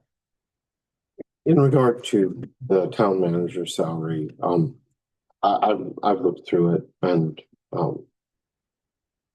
we've had some different years, the past few years that led to, different routes that normally we would have. And so as the town manager position, and I think that the proposal brings that back to equilibrium with what it would have been had we not had some strange times. So, and tornadoes, various things and whatnot. So, I'm in complete support of bringing that position, up to that equilibrium point that I believe that it would have been at otherwise. I see the point with the MS4. I think we probably call someone an MS4 coordinator, but they, like Carmen said, they do all. And having been the council president, it is quite a bit of work to add on, and I support that. I've got a question. The gentleman under you, and I can't remember. Okay, it says in here that you supervise the sewer, the water and all this and your streets and stuff. But I thought that's his job. I thought his job is to use your supervisors, report to him. So you're still taking care of all the day-to-day stuff on all the sewer and the water and not letting your supervisors? Supervise, that's what we have the superintendents, but I supervise. So what, like Armando's position is street and kind of making sure the laborers are dispersed how we need them throughout all the departments. And then Jesse, the sewer superintendent, and Steve, the water, they come directly to me when they have requests. Now, if they have a project that needs extra, hands, they kind of go to Armando and they talk and say, okay, I have two guys here, because right now, even though we're paid kind of split between, we may have somebody that's paid out of the water, paid out of the street, paid out of sewer. It's an all hands on deck because we only have 8 of them. Or your public. And so, yeah, so it's public works, but we would like to get, to where Jesse has an extra person. I mean, there was an IDEM report that came out and said that it would be beneficial. We have one person down there full time that does the labs and helps with projects. But that's why also in the salary ordinance, I've added 2 positions, one for water and one for sewer. Doesn't mean that they'll only be doing water or sewer, but per IDEM, they have asked for us to add another person in the sewer department. Because if one of them is out, and right now there's only 2, that person now has to back into labs. The superintendent has to back into labs. It takes him away from the bigger projects and the paperwork that's required for a superintendent. And then we have a safety issue where, say, somebody's got to get down in a manhole, and if again, we have hey, I need extra bodies, but it'd be good to have, some people dedicated to those specific departments, just because they learn to work together. They learn the safety. If you just throw somebody that's never been in a manhole and, something happens where there's a safety issue, the number one thing you don't do is go down in the manhole after that person that's down there. And so just making sure, we train all of our people, but do we really train them how to get in the manhole and when the gases get to be a certain level, just to make sure that we're keeping everybody safe. That's just one example. The hydrant flushing is another one on the water. It took us almost all year to get those hydrants flushed because we either had somebody off or we just didn't have an extra body. And so it's really delayed a lot of our preventive maintenance. It's delayed a lot of our projects that we could be doing with our crews that we have. And so again, back to who I supervise would be each of the superintendents, then they kind of supervise their people. And so Armando kind of has been like the street, kind of help take that over, but then again, be the people mover where we need it and kind of help facilitate the projects as we need that. And then, with the fire department, is the fire department. So. Right. But I'm saying, Stephen, from what I understand, is the water superintendent or supervisor, whatever, Jesse's the sewer superintendent. That's the people you should be dealing with, not the laborers. Right. And that's what. That's why. Yeah, that's what she's saying. Right. That's what she's saying. Yeah, and that's what I want to make clear. I understand salaries and stuff like that. I really do. I mean, it's all competitive and stuff, but we just need to let these supervisors, if we're paying them to do their job, then we need to let them do it and make sure that they're doing what they need to do. And if they're not, my theory is doors that way. It's that simple. There's no cut and dry for it. So does Stephen still have Aaron underneath him? No. And so like right now, Stephen, he's been given it, and he and I have chatted. He's over the projects. Aaron is there. That we have everybody as kind of floaters right now. So we have Dakota, who's kind of primarily been the water, Backup. Stephen with a lot of the water tasks, and then Aaron kind of floats. But that's where, as we kind of continue to develop this model with me being the town manager, expecting of the superintendents what sometimes it's not that they weren't capable of doing, it's just in the past, there wasn't that ability for them to really be that superintendent. And so it's been, you know, but on the laborer part, you have to, they don't truly like supervise anyone. Like Jesse supervises Andy. But the other laborers are kind of just floaters. That's where I'd like for them to know, like, hey, this is your supervisor.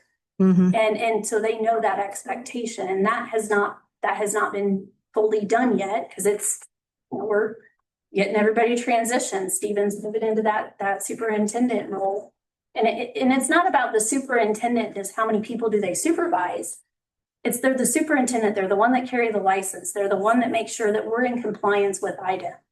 So superintendent doesn't necessarily mean that they're going to be supervising Right. 5, 10, 0 people. Correct. And so that's where, like, again, as we kind of create this culture within the public works side of things, and, you know, and that doesn't even include like the planning and zoning and the, you know, parks. If we in the future get parks staff, right now I'm doing all of the parks and, you know, the development and things of that nature. So, like I said, it's we're building it. Right. My only concern is with Jesse and Steven too. Like, he needs a full-time guy to work with him because he needs to learn to get his license. Because let's say Jesse decides he hits the lottery and leaving. We're without a licensed operator. He should be training someone It's gonna be. to take the test, to work with him, because you got to have a minimum of 4,000 hours or something. I can't remember what it is, but he's got to have a minimum before he can even take a test. So I mean, it's just beneficiary for him to have someone what can work, or the water department. I just was wondering if that's the route you're thinking about going. It is to kind of give everybody a specialty, but they know that when it's an all hands on deck. Think you need to. We all have that too where I work. And we all carry certain titles. But when something goes wrong, whether it's plowing snow, water leaks, sewer, I was out, and I'm the utility infrastructure guy, and I was out helping the wastewater guys fix a force main. Got down ditch, cut it out, we put some wraparounds on it. So we do whatever, just like these guys here. But I think it's been a beneficiary for the town to have someone that they trained that is actually capable of signing in his license, keeping track of his logs and all that, kind of helping him get a license just in case Jesse decides to move to Florida because he's tired of the cold weather, or Stephen moved because he's tired of or better opportunities somewhere else. I just hate to see us out in the cold weather. And that's where that is the kind we're Clear. Yeah. That's my responsibility to make sure that we not only keep our superintendents in compliance, but having that, having a transition plan or having that backup. I was just curious. Thank you. What are your guys' thoughts on the start of the payroll from the ordinance? If we start at January 1, or do we do it as it has been? I mean, do you want to change it from biweekly to No, the, no, no, no, no. okay, No. you're just, That the wages, if. Started if wages we early. get our raises, that your wages wouldn't, your new pay rate would not start until January 1st. So that gap between the 22nd and the 31st would be at your old rate, and then your new rate would be start January 1. How much extra work are we creating for the clerk? I guess is my question. It'd be the payroll person, but she's learned, she got to sit through payroll yesterday or Monday. To be honest with you, it's not, I don't have super strong feelings either way. I would basically say that if we pay our employees a little bit more and it takes a little bit off the clerk's table, that sounds great to me.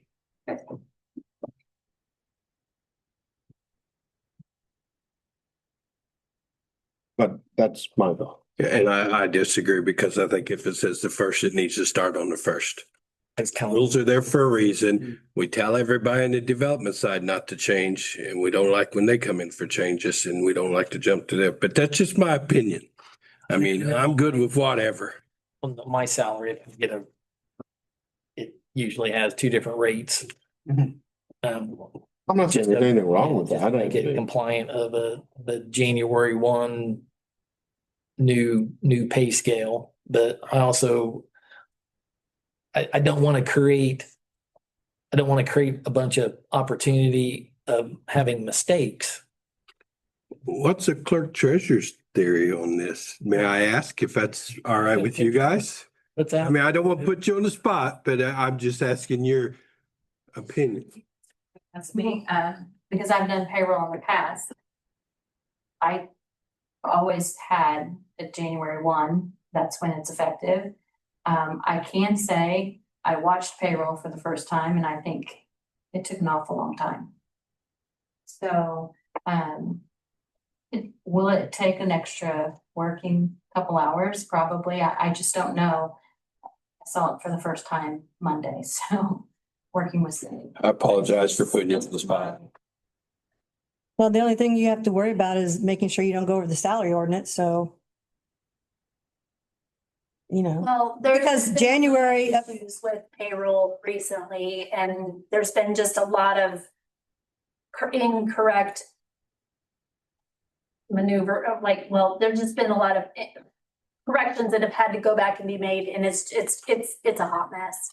I'll just say that. Maybe it is better that we just leave it how we. My thought would be to keep it simple for the moment, and then, once clerk treasurer has gotten a little bit more time, if she thinks it would be appropriate to switch the other way, Because the county pays on the 1st and the 15th, right? county pays you when they feel like it. Okay. I don't want to go to that because then we're at 24 pay periods and then we have to go back through our benefits. We're not being properly deducted. We're pulling out at 24. We're paid on 26 pay periods. So again. Yeah, The county doesn't pay I for think- 15. They pay bi-weekly. bi-weekly? Okay. Well, I think whatever's easiest this year and then just work on it next year. Since you guys got so much Yeah. going right now. That's fine. Now Cindy did bring that up. She wanted me to be the one that brought that up, so. I don't know if she might not have been her. No, I'm like, you sure you want to do that? Okay. So that was introduction only. Next item is request for disposal of public works vehicles. Carmen? Oh, I'm sorry. Oh, Did I jump two ahead? questions. Yeah. So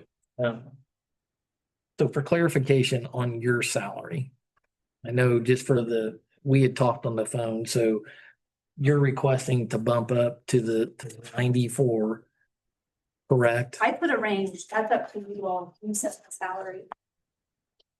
Do you know what it would have been had we not gone to the 2? This year, the town manager's salary would have been 94,150. Is what it says in this. That's what what 150. The previous town manager was making 90,150 in 2023. So when we got $2,000 salary, so it would have been at 94,150. I think I just put 90,000. Put 94. And then if we're proposing a $2,500 raise for everyone, that would put it at 96,650. But it's up to you. I put a range where you would want me to sit. Okay. I just wanted to make sure everybody understood kind of the recommendation and also, so Mr. Funkhauser is not here, but so on the fire, we got a part-time gig, right? Goes on. So is there an expectation? Is there something on minimum hours per month or how does all that work? Because there's a salary that we are gonna pay. But what's the expectation that the town's getting for paying this? So there are 3 positions in the fire department that are like a stipend, similar to how your position is a stipend. You just get a set amount every month. That is the same for 3 positions within the fire department, the fire chief, the deputy chief, and the fire marshal. So those are all set, like I said, stipends. The firefighters do get paid an hourly rate for the shifts that they work. When the stipend folks work, whether they work 10 hours a week or 10 hours of pay period or 100 hours of pay period, they get paid just that flat amount. So there's not ever been expectations or, set hours or anything set for them. So that is something that if you're wanting us to kind of look at that and kind of set some expectations, I can provide you with, some recommendations and we go from there. Or if you tell me, like, maybe we move them to an hourly, that's totally up to you. I don't have the answers. I'm just curious since we're touching on a lot of different subjects and we're trying to clean a lot of different things up. If that seems to need a little TLC on expectations, I don't know, maybe does it warrant conversation? That's all I'm saying, because I don't know. The 3 stipends turn in a timesheet, right? They do. Do they have amount of times on there? Is there, I can pull a report that shows within a pay period, their average or, each of their shifts, whatever's. And is there a minimum and a maximum? No. There's a minimum requirement, but It's just been a stipend like your position. right? God forbid they have a heavy month or something with a lot of problems. Yeah, Is- that has happened where they've worked a lot more, some pay periods than others. I'm just about Still being get the fair same and pay? balanced. So maybe that just needs to be provide some information. Is that, I guess, I had the opposite concern pragmatically, insofar as that when we're talking about Eric Funkhauser and guys serving as fire marshals and that sort of thing for a department of our size, they are always working for someone bigger. And they do this, basically because our load isn't that heavy and the money works out to where they can pick that up and do it for us. If we're wanting to impose hour type requirements and that sort of thing on those administrative portions of the fire department, I'm a little bit scared that we don't have a chief, or we don't have a chief certainly who's got the breadth of knowledge and experience that our current chief does. So I don't know what is this something that they are concerned about? No. Oh, okay. I feel like the fire marshal should be paid a little more. No, I just kind of There- hate the question because the salary stuff. I mean, compared to the other two, I mean, Well, and that's where and Jason's here, his is out of line compared to the deputy chief and the chief. I will say, I take the recommendation from the fire chief on the positions. The fire chief actually proposed for him and the deputy chief to get an even bigger raise and, just said that everybody's getting this, yeah. That's okay. so. There was just last year, you got a $5,000 raise. Before the fire marshal was only at 12,000. And the year before that, he was at, It was 5. Yeah, like Five. very little. Yeah. And so we have tried to accelerate the fire marshal. But he's got multiple jobs too, where yeah, we appreciate, him going out and the building inspectors need to inspect buildings, You can't go look at a building at 1:00 in the morning. I mean, I'm sure you could, but it's usually something bad's happening if he's out there then doing fire marshal stuff. And to Joe's point too, maybe that is the magic number. Maybe it needs to be reevaluated. But I was just kind of concerned how the process works. So Yeah. I'd like more information on it just to kind of read through it and see where we're at, just from my personal perspective. So, It's basically a part-time job Yeah. Mhm. is what we're calling them, is basically fire chief, you. but we want them Okay. full time when there's a need. Eventually, we'd like to see him full-time, but we We can't afford. can't afford what they make full-time now, so they'd have to be okay with. Okay, are we done with that one? Sorry about that. Okay. You're welcome. Next is request for disposal of public works vehicles. In the memo that I provided you all, the first three vehicles were either we received tornado money for. So either we decided to salvage them or keep them, or one of them we probably shouldn't be driving. I call it the Danger Ranger. It's our oldest piece of it's our oldest, well, piece. That's the nicest way to put it. 2004 Ranger got us some good money from the tornado. Anyways, requesting to dispose of 3 vehicles. We still think, even though we've received some money from the tornado for these vehicles, we still feel like we could get a little bit more by taking at least the 2012 probably to auction. So request number 1 is to dispose of these public works vehicles.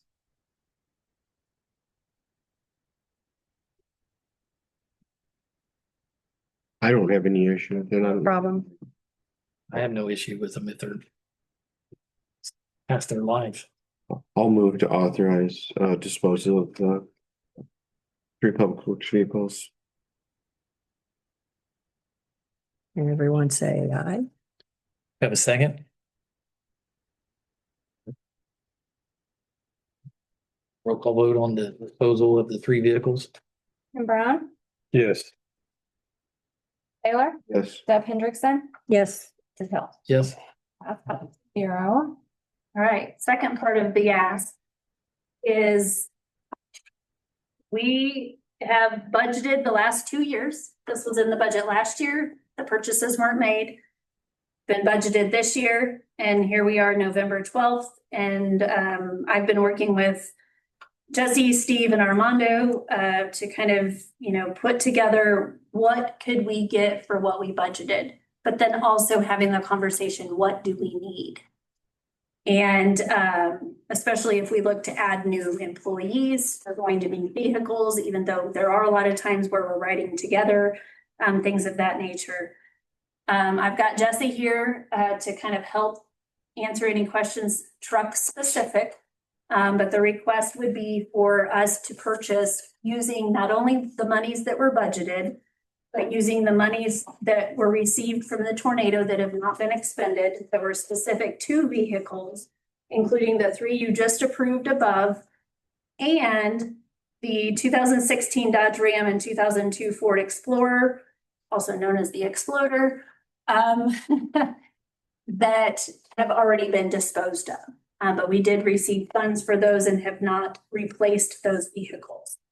With that, with what has been budgeted, the monies received from insurance, we would still be short $4,642.20, of which, if you look at the budget, we had only budgeted $40,000 in the sewer plant or sewer operating for a new vehicle and $80,000 in the water operating.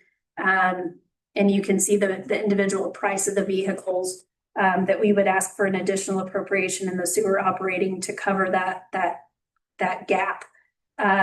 So the request would be to purchase 2 1,500 crew cabs and 2 2,500 double cabs with the plow setup that would total for the 4 vehicles $175,000, $680.72.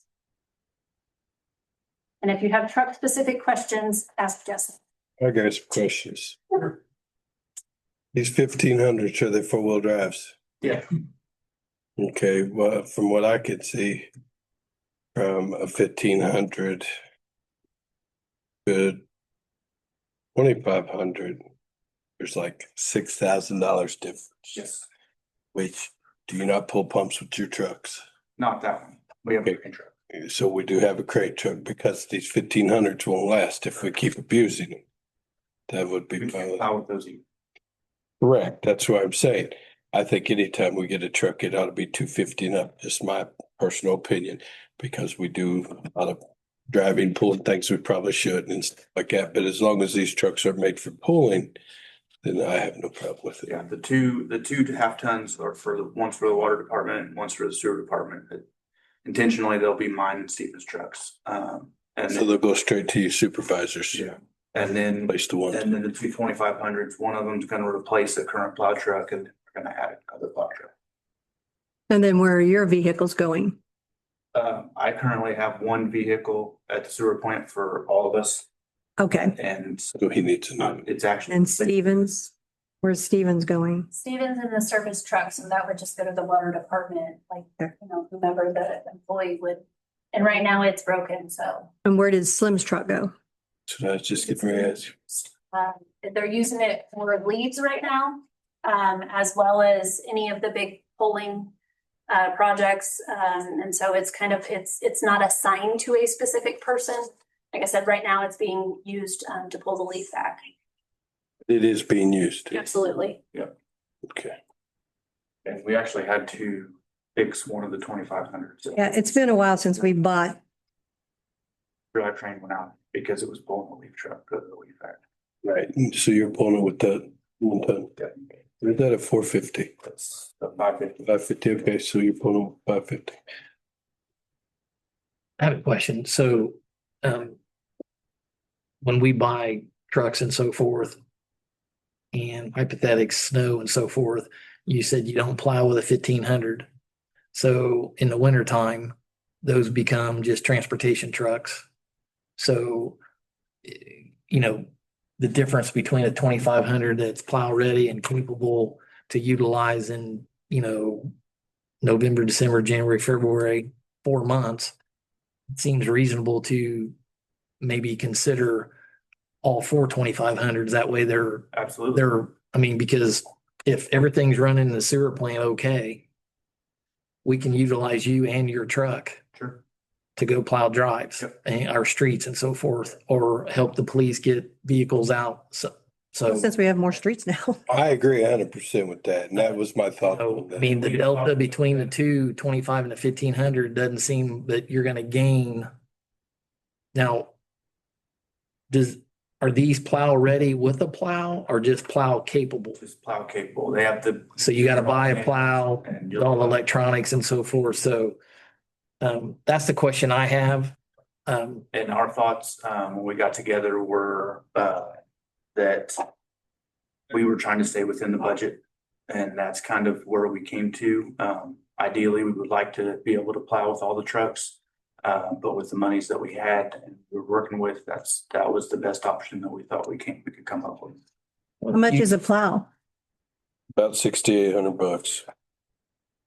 That's give or take, depending on what plow you buy. So can, The plows we have would be. Yes. compatible with- So, Correct. so there is one one of the trucks that's gonna be going away, the plow mounts will be taken off of it and the plow will be put on one of the new trucks. so can we use some depreciation money to upgrade these to all 2500s? It would be an additional $12,190.40. So I totally think we can, but just to be respectful of what we had in the budget, that's where we kind of, you know, I We mean, appreciate that.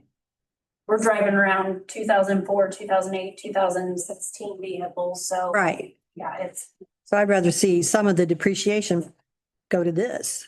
I think all our trucks should come with plows personally, because if, let's say, some of us older ones was around at 78, when that come down, I mean, if we get another blizzard, you're gonna need every truck we got plowing snow. Well, and we had 1500s bought one year and we couldn't put a plow on it, so we had to buy bigger tires.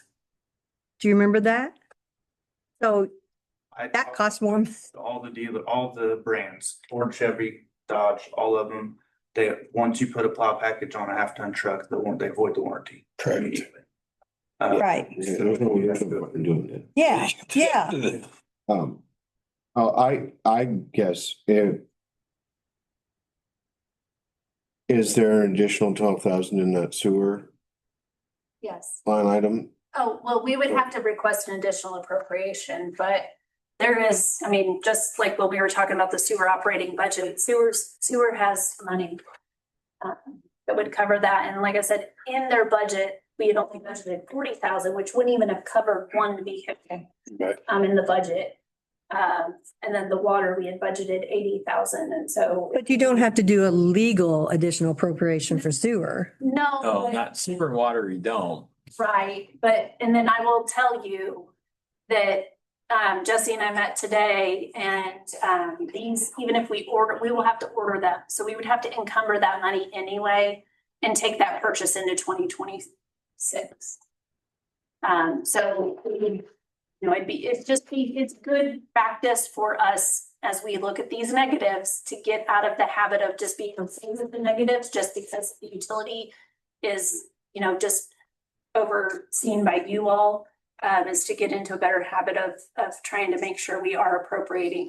I mean, can you push back on who you're, I mean, that's 3,000 off. You're gonna buy 4 trucks. That's $12,000, $3,000. I mean, It'd be state pricing It is. are you? and you can't back that down. And my question No, is, it's are these diesels or gas?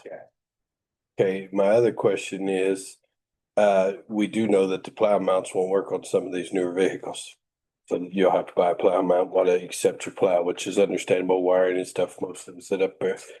But, and Chevy's offering the better deal with the state pricing. So actually, I did 3 brands and I did multiple vendors within each brand. And then once I saw that Chevrolet was the cheapest out of all 3, I went to 4 different Chevrolet dealerships and this was the cheapest one I could find.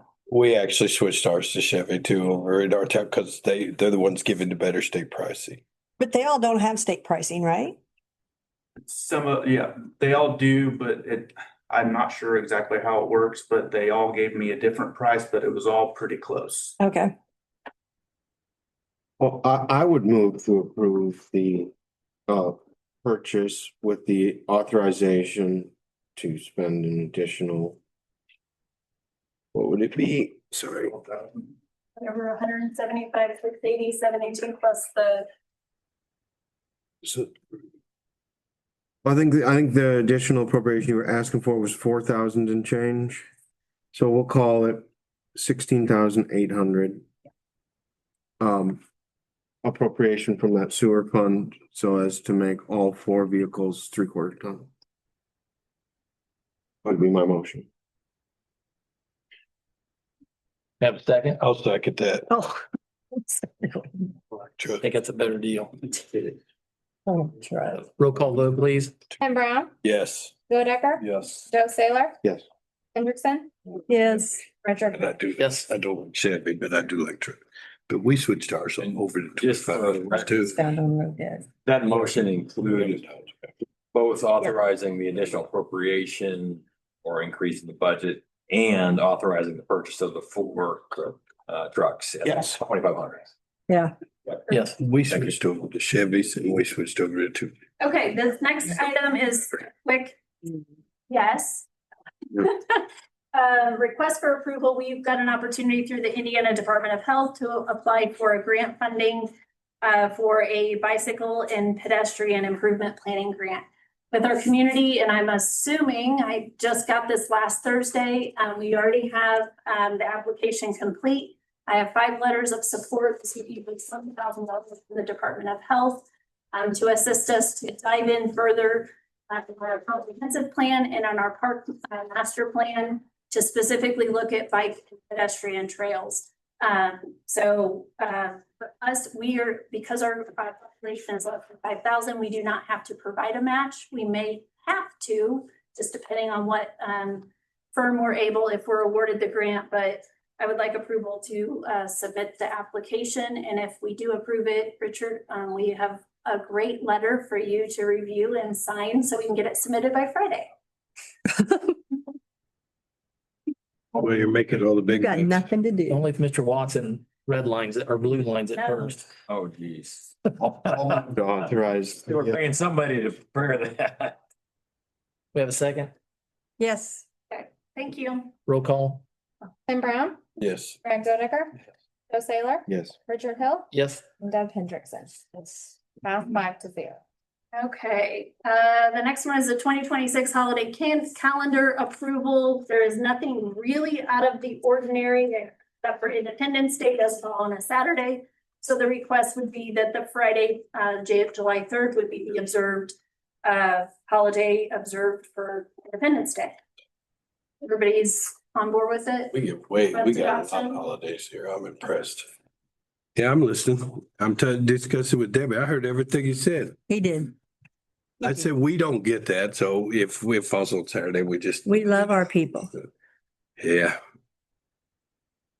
I will move to approve the 2026 holiday schedule as under.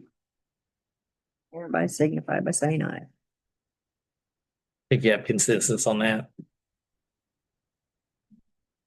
The next one is a discussion, 2026 meeting calendar discussion. I provided, it was in your packets, it was on your desk today at your seat. There are, so a couple of our boards and commissions, we have proposed a start time of 6 p.m. for your meetings. So that is my first request. If you would like to consider starting the meetings at 6, don't have to. Then BZA has already said, yes, we would like to do it. Parks and Rec already starts at 6. We had Stormwater Board right before this meeting and they were okay with 6. Doesn't mean that all of them have to be start time of 6, but just wanted to throw that out there as an option. That is my first kind of discussion item. And then the second one, like you all usually set those calendars. There's a couple of dates that are just a little odd. BZA is always the first Thursday of the year, of the month, pardon me. And the very first of January is scheduled for January 1st. So I proposed that we not have the BZA until January 5th. And then the other one that is, it would be Stormwater Board, falls on Veterans Day observed, which is the 11th. And so just pushing that to, I think I pushed it to the 12th, but where there could be a hiccup is if we start redevelopment commission at 6. And we end up starting stormwater at 6, obviously there would have to be a slight adjustment there on start time. So those are, I just put it as a discussion because I really wanted to kind of tackle the start time of our meetings, see if there was anybody that was open to it. If you're not open to it. So what did you think about the stormwater being at 6 tonight and us at 7? Well, I mean, they were done by 6:30. It's always the, But what I'm saying is the 2 meetings in one night instead of 2 separate nights. Where one meeting's 15 minutes. I mean, a lot of towns do stormwater along with their council. I go to 5 of the 7 meetings every month. With the exception, I do sometimes go to BZA and Plan Commission depending on the topic. So I would be open to putting more meetings in one day. It's just if you have, if you don't give yourself enough time. Since they've already agreed to 6 o'clock. Right. I mean, that'd be one less night that you would have to be here. I mean, the 6 o'clock council meeting.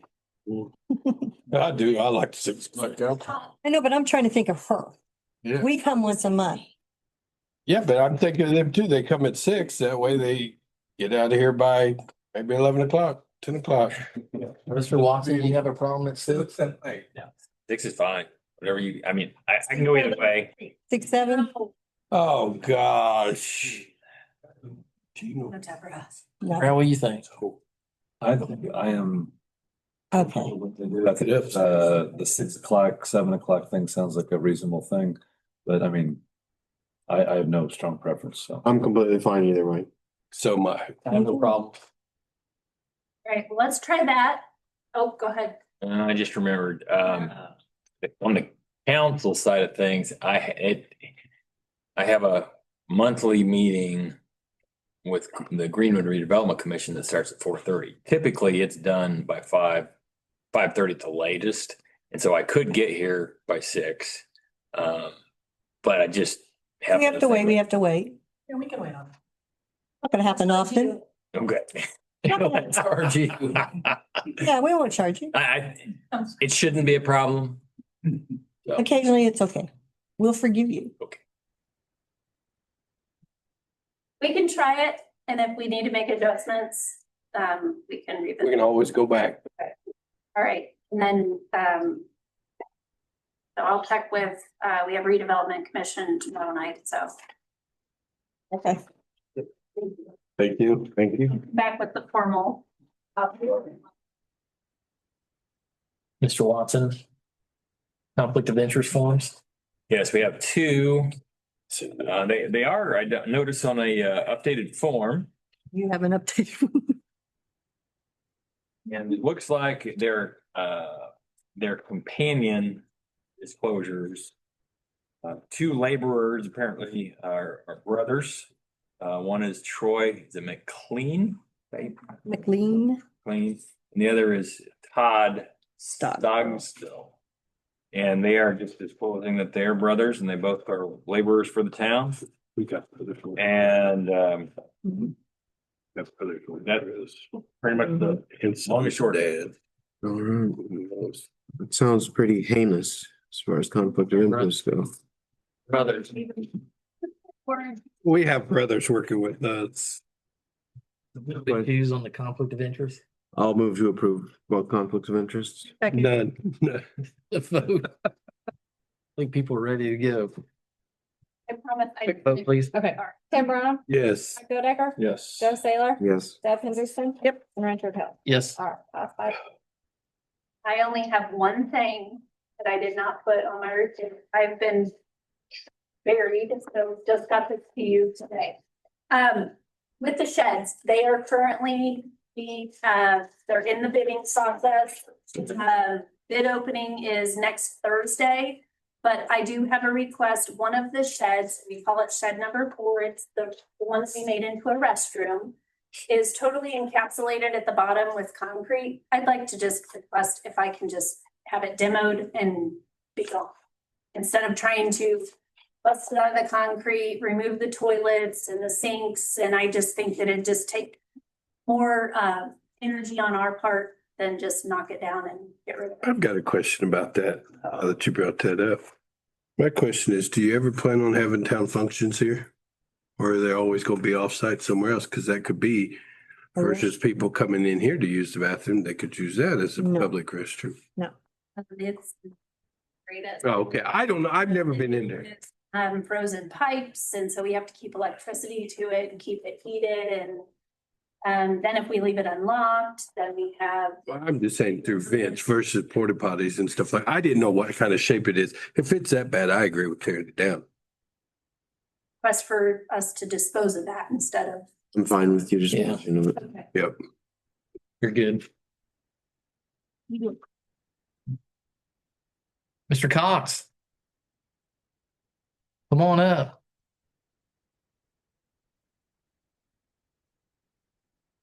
It's really short tonight. The only thing I have really to present tonight is I have Brian Smith here. Brian Smith is sergeant now. Congratulations, Brian. Very good promotion, glad to have him. Next to him is our new hire, Isaac Brown. Today's his first day here with us. Brian is STO. So he'll be taking him through the training process, and here soon he'll be out on the road and ready to join all of us. Welcome aboard, sir. All right. Thank you. That's all I have. Oh, Thank you. quick, thank you. Thank you, Chief. Chief, yeah, if I can, we had a brief conversation. I just wanted to highlight publicly, Officer McKinney, for handling business so well. We had a gentleman over at our business, vagrant gentleman, over there one morning outside and know how to handle the situation, and one of my teammates called in non-emergency, and he came over and was so gracious, helped them out, solved the situation. It's like, man, if this is how our police department, serves and protects and stuff, it was absolutely fantastic. Great representation of the department, the town. So I just wanted to publicly call him out for, being outstanding. So Thank you. thank you. Good deal. Thank you, Chief. Thank you. Mr. Funkhauser's not here. Do you need to speak, sir? You have anything okay. Public Works, Jesse? I have a report from sanitary. I don't have a public works report. I should have a report in your packet. I'll just run through it real quick. I've spoken to, I believe I brought it up to you guys about a code violation for Dairy Queen. They've retained an architect and they're working on fixing their grease trap issues, and they're also gonna eventually add on to the building. So are we giving them another deadline? So, yeah, what I've done is he's been in contact with me back and forth, and so as long as he's staying in contact with me and he's progressing, then we're gonna make sure it gets done. What if he doesn't meet this deadline? Are we gonna start finding him? So we can. We need to. And you need to stress that to him. If he does not make this date, fine start daily. Yep. And then once you get in their pocket, hit a shoulder. I fight this in my ear. Once you finally mention this is a fine acute, man, things seem to happen a little faster. Yeah. So I think if you gave him a date and he does not meet it after that date, the very next day he gets to start a fine daily. That's just, and I'm sure it's in your ordinances on how that does that. Will do. Any other questions on that? On the IDEM report that you sent me and then approved of the cleanup of that secondary, what's the status of that secondary holding tank thing? So the status of the east oxidation ditch, that's actually on my report under in number 5.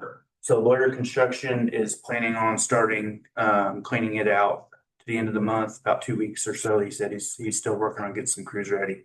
So they're gonna clean it out, and then Maddox is gonna come in and fix the handrails. At that point, it will be you'll be able to use it as an equalization, which is what its intention is in the permit currently. I have some other ideas moving forward for it, but that'll be for another day. Okay, so we're moving along. So Yep. once that is done, complete, will you notify IDEM that we've met the recommendation and kind of get some brownie points back? Yep, absolutely. Okay, Yep, and they're on, they've been notified about the I&I issues and how we're moving forward with that. okay. So last month we did a total of 15.45 million gallons throughout the entire month. Our efficiency was 72% pollutant removal, which is actually not typical. We obviously had a violation last month. Half of the oxidation ditch went down during that period of time. And there was some major issues with the plant. But we got it working and it's fixed. Everything's back up to normal. All the complaints have been settled, and IDEM is satisfied with the way we handled the situation. So that was on the west oxidation ditch. And just to kind of give you a timeline of what that was, on September 2nd, I came in and a bearing had failed on the ditch, and I started to replace it and realized that the shaft was also failing. And so I called in Maddox to come in, and they had to remove actually 4 bearings and 2 shafts and have the bearings respun and then have 4 bearings replaced. So on the 25th of September, the system was fully restored to operational use. And then by the 27th, we were back into compliance. So. Good job. Also, we've been completing wet weather testing, smoke testing, and Wessler's been out. They completed 36,569 linear feet of sanitary sewer in our oldest areas and then they identified 89 total defects. 60% of those are either clean outs or sanitary laterals. So they are not necessarily our defects, but there's things that will have to be fixed. And then the last thing was just the east oxidation ditch. So. Okay. Any questions? Good job on that. And thank you very much. Thank you for your efforts. Thank you, sir. Thank you. Mr. Steve?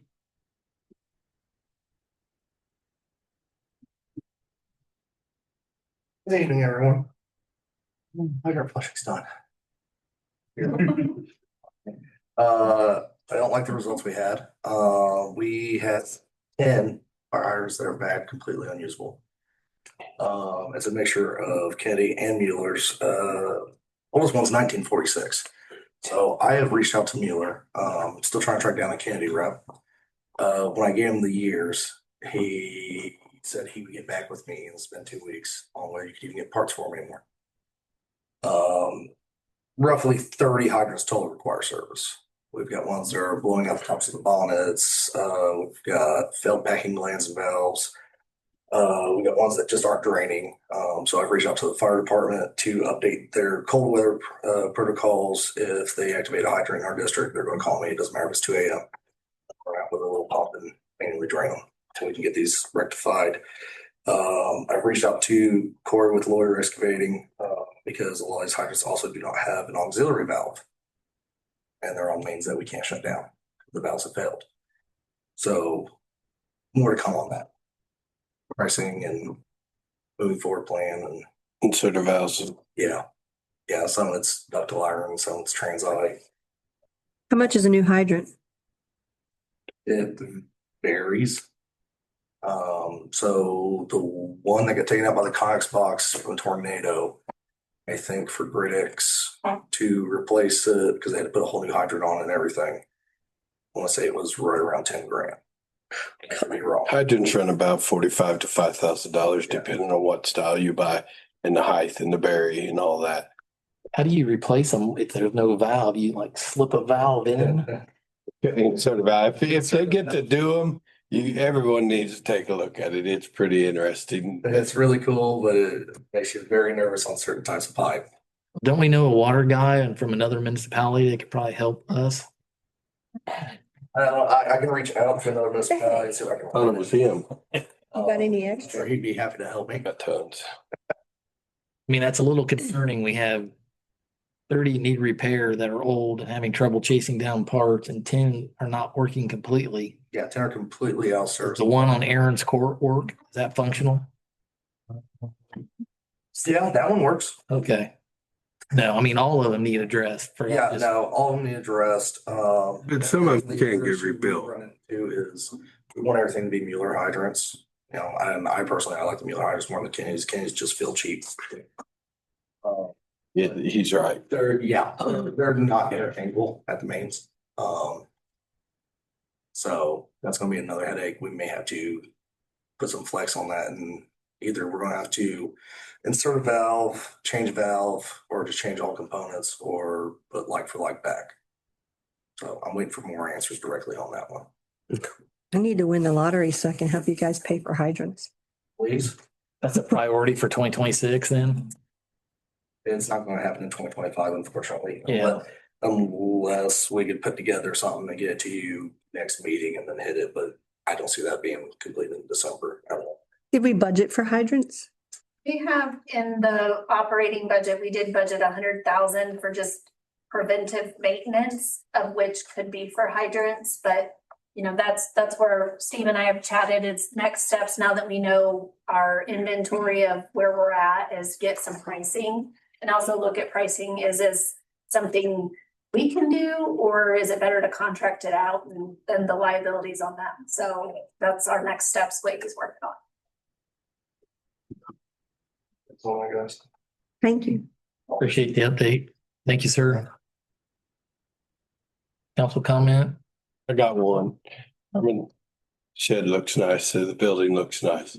Yeah, I want to tell you, thank I was you. wondering if he was gonna say something. I had to wait till the end, but I did want to tell you, thank you. And my neighborhood, a guy come over and complimented about it. So I want to tell you that I appreciate it. And I know they do too. The team. I know it was, but I know me and you deal with it for the longest time and I appreciate it. And to let everybody know that celebration we did, it was outstanding. I thought that was really good. All the staff, everybody worked out. That was really nice. One of the best fireworks show I've ever been at. Yeah, I thought that was really good and I appreciate all the employees and everybody doing what they did. Getting out was easy. Getting in was easy. Traffic was great. Everything was great. My grandkids were safe. Great job. You. Mr. Brad? Yeah. I did want to ask, I had somebody ask me, town hall parking lot was closed recently or something. What was the story, backstory of that? It's amazing. Lot, obviously it's patched now, still not satisfactory. And so I've asked for them to redo it all.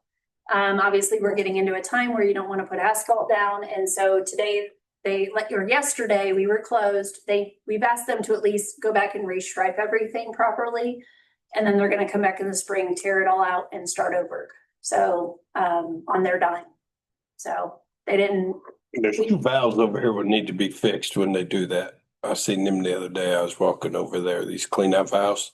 They were that much low the last time. I was actually talking to Slim about it last time we were. So that's why we had it phoned off.